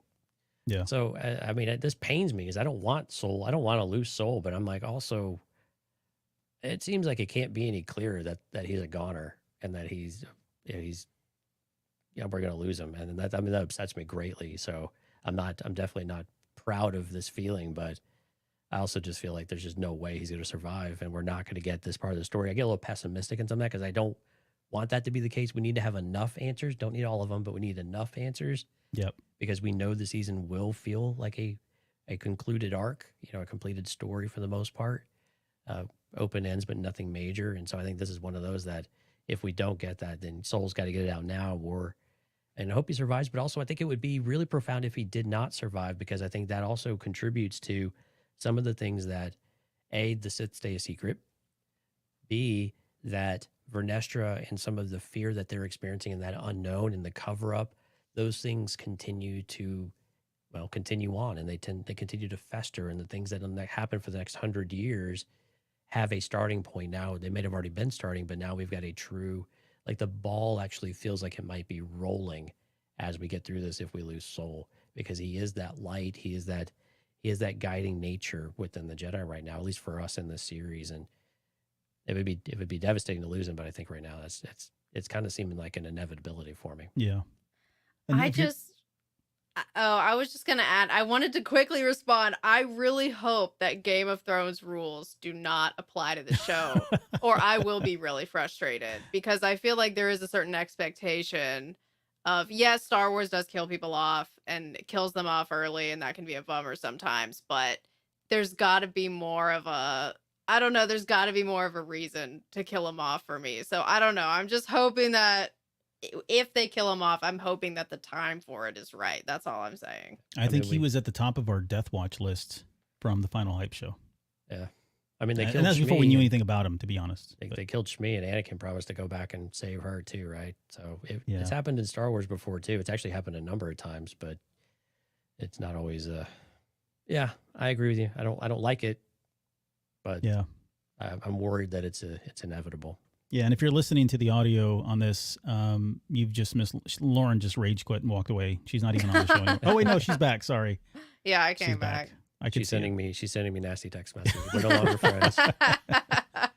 How dare you say that? Oh God, no! All I've right. just got feelings about that show. That's all. Let's get to this the final piece here, the more interesting, more compelling, super exciting piece here. But we get Mae is she finds a dwelling of Kelnacca. She runs into Basil, and she's like being really nice, and then suddenly Basil starts screaming, which I'm thinking, translation is, "Hey, I found Mae. She's here. She's here. She's here," kind of thing. It reminded me of Austin Powers, where in Indiana Jones: The Last Crusade. Alarm! Oh yes, when they invade the castle and they find the Nazis. Yep.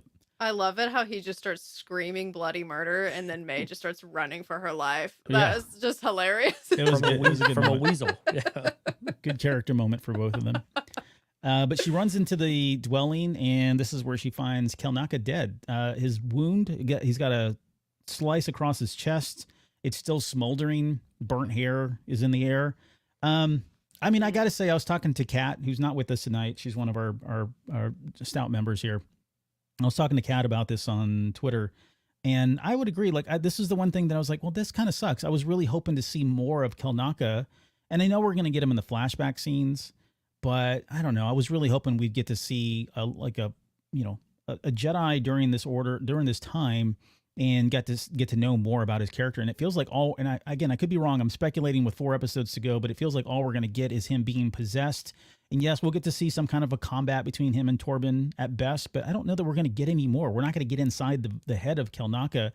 And that seems to go against some of the things that Jonas was saying about the character going into this as well. Like, he was talking about this character as though it had been fully fleshed. They were going to have scenes. And I was super excited about that. It doesn't feel like that now. And it doesn't make me hate the show, but it does make me wish that we were going to get it. Either of you disappointed that he went out as quickly as he did and it was off screen at best? I felt like it was kind of an extension of what we were talking about earlier, of the show kind of being a little bit different than I feel like how it was originally pitched. Because I agree with you. I thought that Kelnacca would be a bigger character, and I'm hoping that we get him in some flashbacks, because that felt very quick. I mean, we didn't really see him alive on screen very much at all. So yeah, I don't know. I guess I just have to wait and see. There was something on Twitter, and I want to say again, this came from the far left, and I'm using air quotes. The fandom menace was attacking one of the writers or the producers of the show on Twitter, and someone asked the question of like, why did you do this kind of thing? And the response seemed very sincere. It was like, hey, there was originally in the script a scene where we're going to get to see the fight between Kelnacca and whoever it was that we're doing, but we made a creative decision not to show that. They said it could have been, some of it was budgetary, which inflamed them even more, because they keep crying about how much money was spent on this series. It's just so ridiculous. But they said some of that was factored into it as well. So it sounds like it was there, but then I started thinking from a creative narrative perspective, if you really are trying to hold off on who this person is and all that, maybe it didn't make sense and it didn't necessarily need to be there. You and I, Jonesy, have talked about this so many times in the show. We've talked about the behind the scenes stuff. We've talked about interviews with producers and directors, and there's just some stuff, unfortunately, that we would love to see. I mean, think about the show we did with the Phantom Menace and some of the scenes that were there that we felt like really should be reinserted into the movie, because they made so much more sense and they were so creative and they were great. Definitely written and great dialogue, whatever the case was, but they got cut. And that's just the nature of filmmaking. It's the nature of television. It could just be as simple as that. So I think I guess what I'm saying is there's a precedence for this to happen in Star Wars, but I guess any thoughts around that? Yeah, it's okay to be disappointed, everyone. I mean, I'm very disappointed too. We thought we were going to see more Kelnacca, but you and I talked about this on the Q&A show just a few days ago, and I think it's important to maybe revisit that just briefly, is that I think going into this, we heard Rashomon Effect, we were going to get a lot of different perspectives. I think from the Jedi perspective, we might get one or two. And I'm kind of thinking maybe this is just going to be one general Jedi perspective that will present the Jedi as one group, through this. So we'll have Osha, we've already got, of course, we'll have Mae eventually, presumably, and then we'll have the Jedi point of view, maybe through the eyes of Sol. Maybe Indara, but I'm guessing it's going to be all through Sol, because he seems to be the primary character in the Jedi. But we'll be able to see all of these things happening. So we're still going to get that. I think that's the thing too. Hey, let's hold off on some of the more emotional reaction part of it, and let's see what that actually plays out and looks like. Because Jonas still might be right? Jonas, I imagine and again, the actors don't always see the finished product when they do some of these interviews, so they don't know what falls on the cutting room floor. But I have a feeling he wouldn't say these things if he didn't actually believe that there was something to it. And maybe he's just talking about, we actually see what happened in these events. We get a flavor of how he's living, but maybe he sold it a little hard on what that flavor of how he's living in the present day. And I think that's the disappointing. We didn't really get a great feel for it. Yes, he's isolated, but what is he atoning for? We see the markings. There's signs of it, but do we really get a great feel for any of it? But, I think we're going to see the flashback, but it might be a more generalized flashback because we just don't have the time now. We can't dedicate whole episodes unless they're going to carve up a Jedi-centric perspective into 1, 2, 3, or 4 different people within one episode. That seems like a lot to bite off. Maybe 1 or maybe 2, but I'm guessing kind of just one perspective for the Jedi. Yeah. Lauren, are you hopeful that we'll still see some more of Kelnacca besides the flashback scenes? I mean, I guess at this point it can't be anything but the flashback. But unless he's a Force ghost. He's a Force ghost. What I meant was, do you think we'll see more or get inside the head of Kelnacca more in the flashback scenes? Yeah, I'm hoping so because, I mean, Jonesy made a good point. They probably wouldn't have said that if they didn't think that would be there. So I hope that we get some more of Kelnacca because it is kind of a bummer if that's all we got of him. But I guess if that's all we got of him, then we'll just have to get more of him in the comics, right? So no, there you go. Yeah. Well, that's when he's a Padawan, I guess, is what the Kelnacca series is going to be. So it's probably a little further back. But one piece of faith to maintain for right now, I think, is remember at the end of the Osha episode, Kelnacca is not in the scene that we see Torben, and Torben's all messed up, right? And kind of the background really blurry. True. So we don't know. Maybe we will see Kelnacca, the after effects of that. It might be limited. I'm not saying it's going to be anything really super in depth, but since he's not there, I'm still holding out some hope that we will have something about Kelnacca, that he is starting to distance himself and starting to make other decisions, and we see the aftermath of what it's done to him, because we also know Wookiees tend to be extremely sensitive to these types of things. And so I think it's important for that aspect of the Wookiees' nature to come out in live action, because we saw it with Chewbacca so many different times, and we've seen it in so many other parts of content with Gungi, and throughout the books. Of course, we get a lot of this with Buryaga. Of course, it's very close to our hearts. So be able to continue some of that and see that in this era and see it with this type of character, I think is important. Even if we just get a sliver of it, wanting more, but we still get a glimpse of that on screen, I think is really important for us. Yeah. Well, you did enough to rekindle my hope. So I think you're right. I think we probably will get more there. Wookiees are built on hope. So are rebellions. All right. We get the "he's here" line. And as the sun, I love the way they actually show the sun fade. It goes from light to dark. You can see it transpiring in the back of Mae there as she's in the dwelling of Kelnacca. And this is where the Jedi show up as well. There's one guy that says, "Come out with your hands up." And then you have Captain Obvious, a.k.a. Yord, who says, "That means you, Anasia." And if you look over, there's that one Jedi that looks at him like, dude, we all know who's in there, right? But that's just Yord being Yord. He has to get the last word. He's got to get the last word. Exactly right. And the music was very prominent here, like the change, or at least it was suddenly apparent to me, even though the music was stellar throughout this sequence. Yeah. Absolutely stellar by Michael Abel. As he was coming, Alex, who I don't know if he's still on with us, my brother had texted me and he said he loved the way he Batman down. It looked like Batman Dark Knight kind of thing where he just floated down. But that little prickling of the string instruments as he was coming down was perfect. Loved the way that was so creepy. Oh my god. It was. Dude, that was totally Aliens, by the way. That's true too. Yes, the same kind of thing. The Mother Xenophore, coming down. Oh snap! Yes. There was. Am I remembering the teasers wrong? I thought there was a scene where he kind of floated towards Osha or floated to another character. I'll need to go back and look, but I was expecting. It did look like he was walking and not floating. I thought it'd been creepier if he did float, even if it wasn't really what he did. It was just kind of, the perspective of the Jedi or imagination or whatever. But there was something about that. But am I wrong? You guys remember that? I don't know. Also, I've gotten to where I don't trust trailers or teasers. Oh, that's true. It's Star Wars too. You never know which scenes are in, which scenes are out. Yeah, I just take those with a grain of salt. I have a hard time knowing what I even think about those now. Yeah, that's. I'm willing to give you the benefit of the doubt, though, Albert, because clearly he floats down. So why would? And the way he floated down was like. Something about that really creeped me out. I think maybe because it was slow. I think a lot of times we see them jump down. Oh, and the Yeah, music but just the like added the so much. yeah, it really got me. I mean, I was not expecting it to be as creepy as it was, so Well, we don't see that don't was see cool. Force users use the Force in that way a lot. I mean, how many times have we seen Force users falling and they don't use the Force to catch themselves, or other things are falling, they don't use the Force to levitate things when they have an opportunity to do so? Some of that's, driven by the narrative and the story they're trying to tell, and they trying to build up the drama and the tension and all that.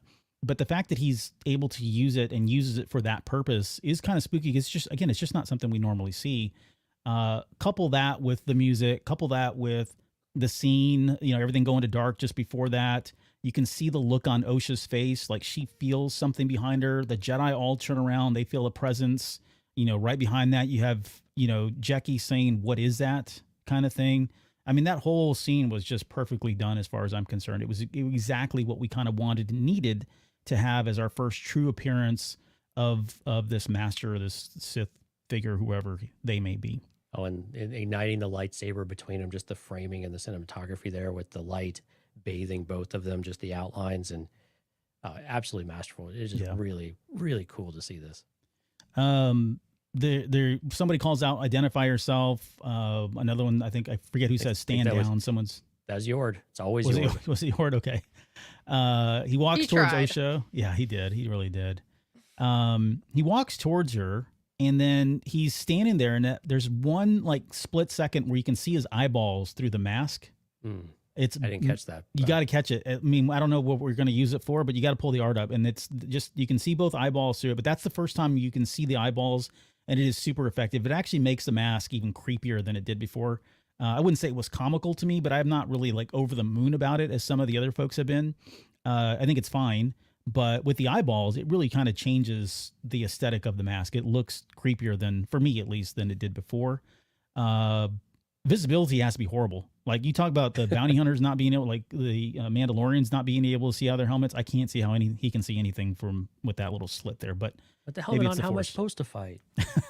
Yeah.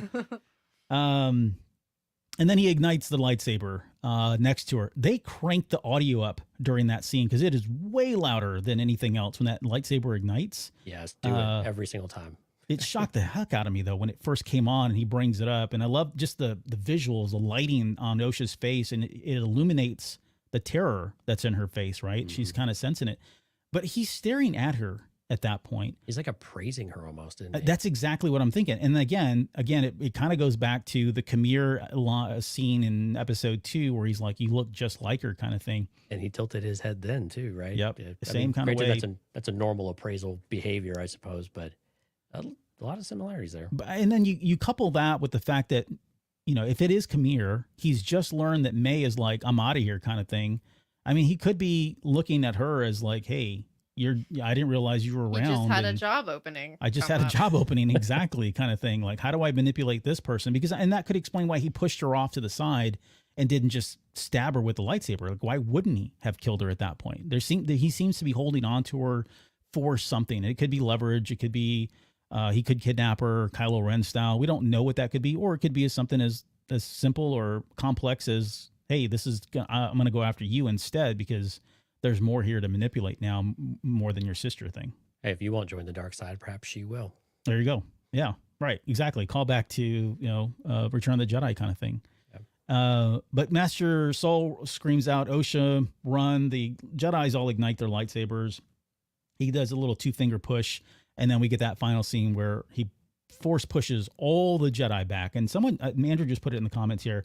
I do have some questions about this. We talked about this as far as going into this during our final hype episode, and we broke down a lot of the stuff that we had seen. We had said that, wow, this Sith is extremely powerful. All right, based on what we saw in the teaser, this is not normally something that you could do.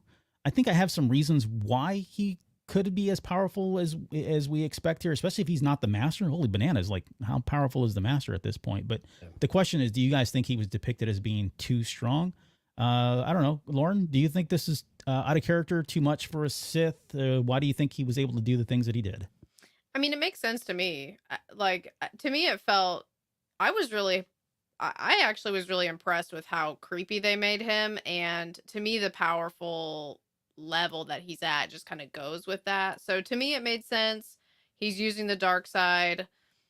I mean, his background could be lots of different things that could explain how powerful he is. I mean, at this point, I'm on board with it because I feel like I don't know enough yet to have an issue with it, if that makes sense. Like, there's not really anything that's stopping me from buying into it. Yeah. Jonesy, how about you? Yeah, I see the people's concern if he's the apprentice rather than the actual Sith Lord Master, then you feel like, wow, they're really powerful. But I think this also makes sense, right? When you've got the power of two, you have two very powerful Sith all the time. And the only way to usurp them is to be more powerful. And they've been in the shadows for a long time. And Darth Bane was no slouch to start this whole thing, right? So you have to buy into that idea that a Sith can take on multiple Jedi. Is this a lot? And was this it was also a bit of a surprise attack too. So they aren't necessarily expecting and really know what to do. They're going into more of an overwhelmed and react type of situation rather than be more deliberate, maybe surround, maybe, do something else to identify what this character all of a sudden, what are they actually doing besides having a red saber and being surprised and just, charging in. Take a moment to try to assess rather than, just leap both feet in. But I'm kind of with Lauren. I think this makes sense though. I mean, you have to be powerful in order to be in this situation and do this. And this is what the Sith are prepared for. And you kind of want to test yourself in some ways. We saw this in Shadowhunter with Darth Maul. And I think in this moment, it makes sense for him to finally reveal himself because the scenario is right for not maybe what they would have chosen, but if Mae is really going to turncoat on them and betray them, then you have to take matters into your own hands and start to do something about this. So it makes so much sense that he is getting directly involved in a big way too. And I mean, the body count, we should just start making a list here of who's in this scene and who makes it out. Yep. Yeah, especially based on what we've seen in the teaser stuff, because we've already seen scenes where some of these Jedi are actually fighting this Sith. We've not gotten the scene where he throws the lightsaber and cuts all the branches down, if that is in this moment as well. So there's still a lot more that's going to happen here before this is all said and done. I'm kind of with both of you, and I think Alex is saying something in the chat too. So it seems pretty OP. Maybe they just caught him off guard. I think that's part of it. I think they did get caught off guard. I mean, when was the last time that any of these Jedi or Jedi for hundreds of years have come across a Force-sensitive person? And let's be specific, potentially a Sith, right, at that. It's a different caliber. Like, it's not even close to all the other Force sensitives that have been running around during this time, during the High Republic era. They're not even close to all this. To your point, and to what Lauren was saying, this is the best of the best, potentially, right? Maybe if he's one removed from the true master, right, then yeah, they're going to be pretty darn powerful to begin with. But even if you just set that aside, there have been some really interesting theories. I think, Lauren, you were kind of alluding to there could be other reasons why he's as powerful he is. I like all the theories about having artifacts. If he's got some kind of a Sith artifact, or the helmet itself is a Sith artifact, and it's, making him more powerful than he really should be, that could be very easily explained. And there's a precedence for that. We've seen that many times before, both in Legends and canon now. So there are probably a lot of good reasons as to why. Cinematically, it makes for good drama. I love the fact that they did that, and it certainly sets the stakes for what's at play here. Again, they're not establishing this person as just kind of your every run of the mill, everyday kind of Jedi. And I think that's what we have on the Jedi side. A lot of those guys are, I mean, think about the High Republic era. Before the Nihil showed up, it was a lot of ceremony thing, right? The lightsabers, what they did, it was all ceremonial. They were bringing them in. They would do their little demonstrations with their lightsabers, but that was like a show more than anything else. They've never really truly been in any kind of saber combat for a number of years, and they've really never been in contact with other Force sensitives on the level of what the Sith are. So that explains why they're probably caught off guard, but it certainly explains why they're in over their heads at this point. I mean, if you look at the teasers and what we see of the Jedi and how badly beat up Master Sol is, he may be in over his head. I mean, this might be this next episode here, or the episode after might be the episode that he actually goes out. And I don't know that he comes out of this at this point either.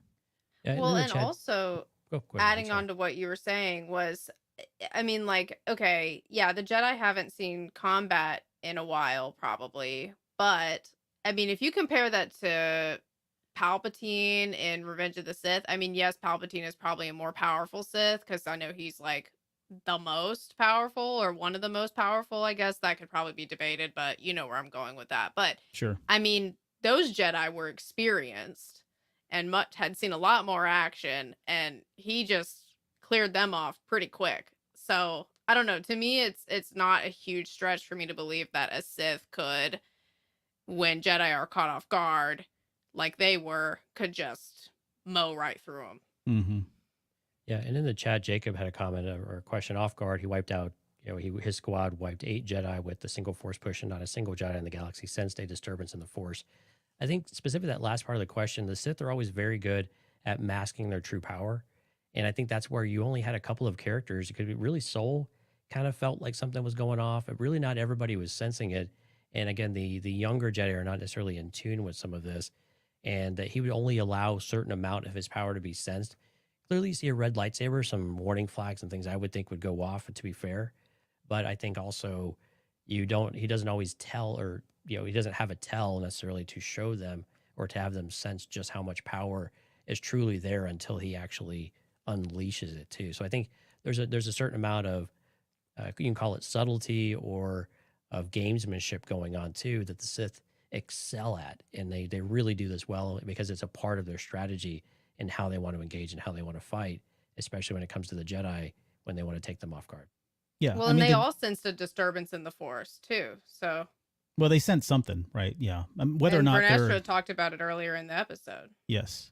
And let's keep in mind perspective. The Sith have been around for a long time, and they've been in hiding for a long time. They haven't been found in a long time because they have an ability to suppress the dark side around them, right? Otherwise, they would be smoked out pretty easily. So, Palpatine was literally walking around in hindsight. Now, at this point, you could argue the dark side had shrouded everything, right? And it was really hard for them to kind of sense where he was.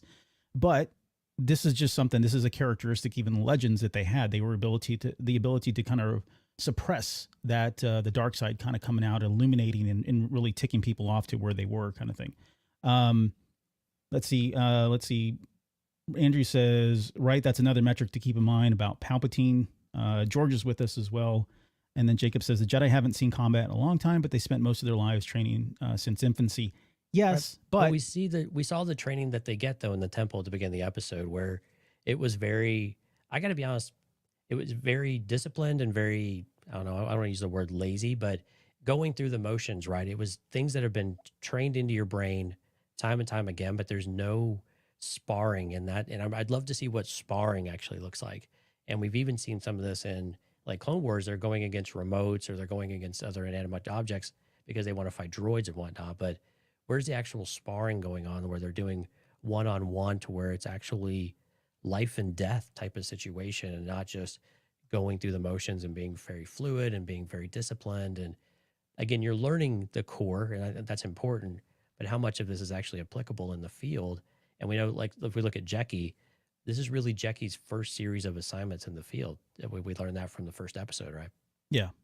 And don't get me wrong, there are probably Jedi out there that take the swordsmanship very seriously, and they're absolutely. Absolutely experts at lightsaber combat. But we have red shirts here, right? We have people that during the High Republic era that we talked about this. They're not all Qui-Gon Jinns. They're not all Kenobis. They're not all whoever you what's his name? I was going to say Khalifa, whatever the guy's name was, the great swordsman.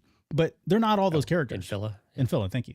They're going to be other people, like the people they brought on board are fodder. They're red shirts from Star Trek, right? They're going to die. So they're not, I guess what I'm saying, they're not all stars. They're not all of them are going to be all stars. And to your point, again, perspective is everything. When we first learn about where the Jedi are during the High Republic era, they are not the Jedi of the Phantom Menace era. They are not, they're kind of, I wouldn't call them lazy, but it's more ceremonial. They're kind of a relic. They're just there to show up and be a presence, and they look great, and they have their really pretty robes, and they have their even their lightsabers. Their lightsabers are completely different. By this point, they're starting to transition, right, because of the Guardian protocols. But when you first meet them, they have these really elaborate and ornate lightsabers because they have the time to create them. By the time all the Nihil come around and the Guardian protocols are initiated, they're going to more, more practical use of lightsabers because now they're in combat, right? So there's a lot of things that are transitioning here is all I'm saying. Sorry, what were you saying? Oh yeah, mass production, things like that. Mass production. They just need to plays churn into them it. out and give them to the younglings, right? Yeah. Either way, I mean, it's a very powerful Jedi or a powerful Sith or a powerful dark side user, if you want to just call it that.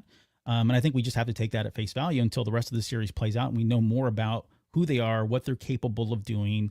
Are there other things at play here that gave them that ability? But cinematically and from a story perspective, I loved it. I think the only thing that was missing, and I say this as out of pure love, was when they fade to black, I was expecting the Lost logo to come up because it was very much a Lost episode where it just cut off in the middle of the combat or cut off at a part where you're like, that's it? Like I have to wait a full week for this to happen? That's exactly what happened with nearly every episode of that series. My brother can attest to that. Rita Reborn can attest to that. But that is, love it or hate it, unfortunately. It makes for good conversation. I know there's some people that really like it. Is it Star Wars? I think it is Star Wars now because they've done it, so we just have to accept it. But you know, it was kind of a weird way to end it, but it certainly has left us all wanting to know more about the next episode here in a week.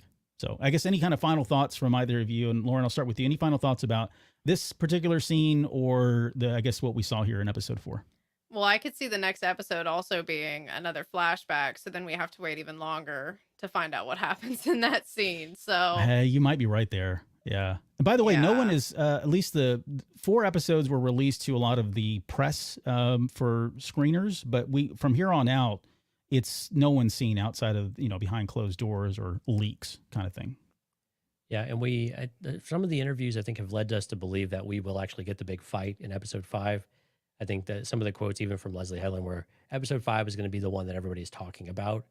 So I think we might actually stick with this one. And I'm kind of curious, like where the Mae arc comes in. Is that a 6 or a 7 type of a story that comes back around for one of those flashbacks, or even the Kelnacca one? But that would be something if we went into the Kelnacca flashback instead of continuing this scene. I hope not. That would be very, no, I think that would be.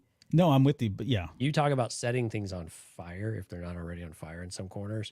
Like that would really get people worked up. And I think when you talk about really hard left turns in storytelling, and I think we had Andrew was saying the pacing is a little bit bizarre in a lot of the new TV shows, maybe not Star Wars specifically, but I think in general. And that would be a very hard shift where we completely move away into the past rather than a completely different scene, maybe on Coruscant or a different planet. You could almost understand that. But I think in this sequence, they set this up. And like you said, the really hard cut to black after this, you've got to pick up right where you left off. And I don't think they would do that to us. Yeah, that seems like cruel and unusual punishment if they made us wait another week. So that would be horrible. And we'd have to write a sternly or worded letter to Lucasfilm. Sternly worded letter. Yep. Another letter. That's 2 they'd be writing at this point. So yeah. All right. Well, we'll end it there. For Patreon members, there's still a lot of questions that we're going to get to. We'll kind of revisit some of these things. And over the course of the next few days, as things pop up, we'll let them down. But if you have additional questions, please put them in the comments down below. Like, subscribe, of course. Do all those things. And if you've got questions and you want to be entered into win one of the Acolyte posters, please ask your questions on social media, here on YouTube, or even Discord. If you're a Patreon member, or on the Patreon app, however you want to get your questions in, please do so. We'll take those and answer them on the Patreon show on Sunday, but we have our own questions too. There's things that we didn't get to tonight that we definitely want to discuss and dive into and dissect even further. I think the topic of the Sith and who he is, their abilities, their power, there's still a lot to be explored there, and we'll certainly pick that up on the Sunday show. So, Jonesy, you got your work cut out for you because we had a lot of people in the live stream tonight. If I missed anybody, my sincerest apologies. Is absolutely not intentional. Thank you to Steph, One Up versus CPU, Matthew, Kyle, Danny, Katya, My Star Wars Guys, David, Alex, Music Train, Rebel Scum, Sky, Trent, Hard Countered, Zerallens, Rita Reborn, Levi, Barb's Basement. You pronounced this person's name before, and I didn't get it. Josue? Oh, Josue, Dark Sky. Andrew, Jackson Abbott, Gary, Jacob, and Jorge, thank you all so much for coming out. CantinaCast.com/YouTube if you'd like to join the fun. Thank you for the kind comments, Kyle. Great show. He said, great show. Thanks for keeping the discourse fun. And we love to hear that kind of comment. We do want to bring in both sides of the argument and have a good conversation about it, but also keep this fun, right? This is Star Wars. It's supposed to be fun. We love it. We want to keep it generally positive, even if we do have critiques from time to time. So thank you all for participating in that and for having a really fun chat tonight too. This was a lot of fun to read. Yeah. Tomorrow, Lauren and I will be back to talk about the High Republic issues 5 through 7. So we'll be covering the Kevin Scott story there with Skier and Keith Trennis and everybody else that we've been discussing. And then Sunday, we'll be back for Waystation and the Patreon show as well. So again, if you haven't subscribed to the YouTube channel or sub to the podcast, please consider doing so. By the way, if you want to leave us a review on Apple Podcasts, we certainly would appreciate those as well. If you do, we usually read those on the air. So it's a way to get your 10 seconds of fame kind of thing, but it's very much appreciative as well. So, Lauren, any final things before we get out of here? No, I think we covered it. Jonesy, any final thoughts, questions before we leave?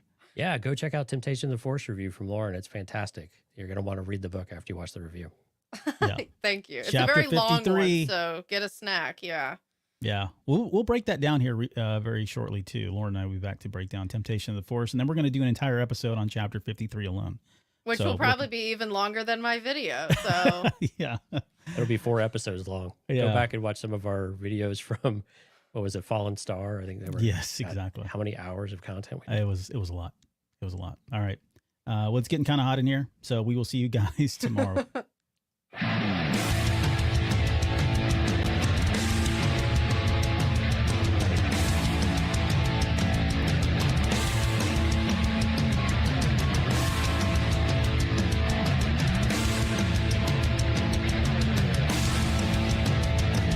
You're still listening? Wow, that's amazing. Well, I'm here to give you the disclaimer.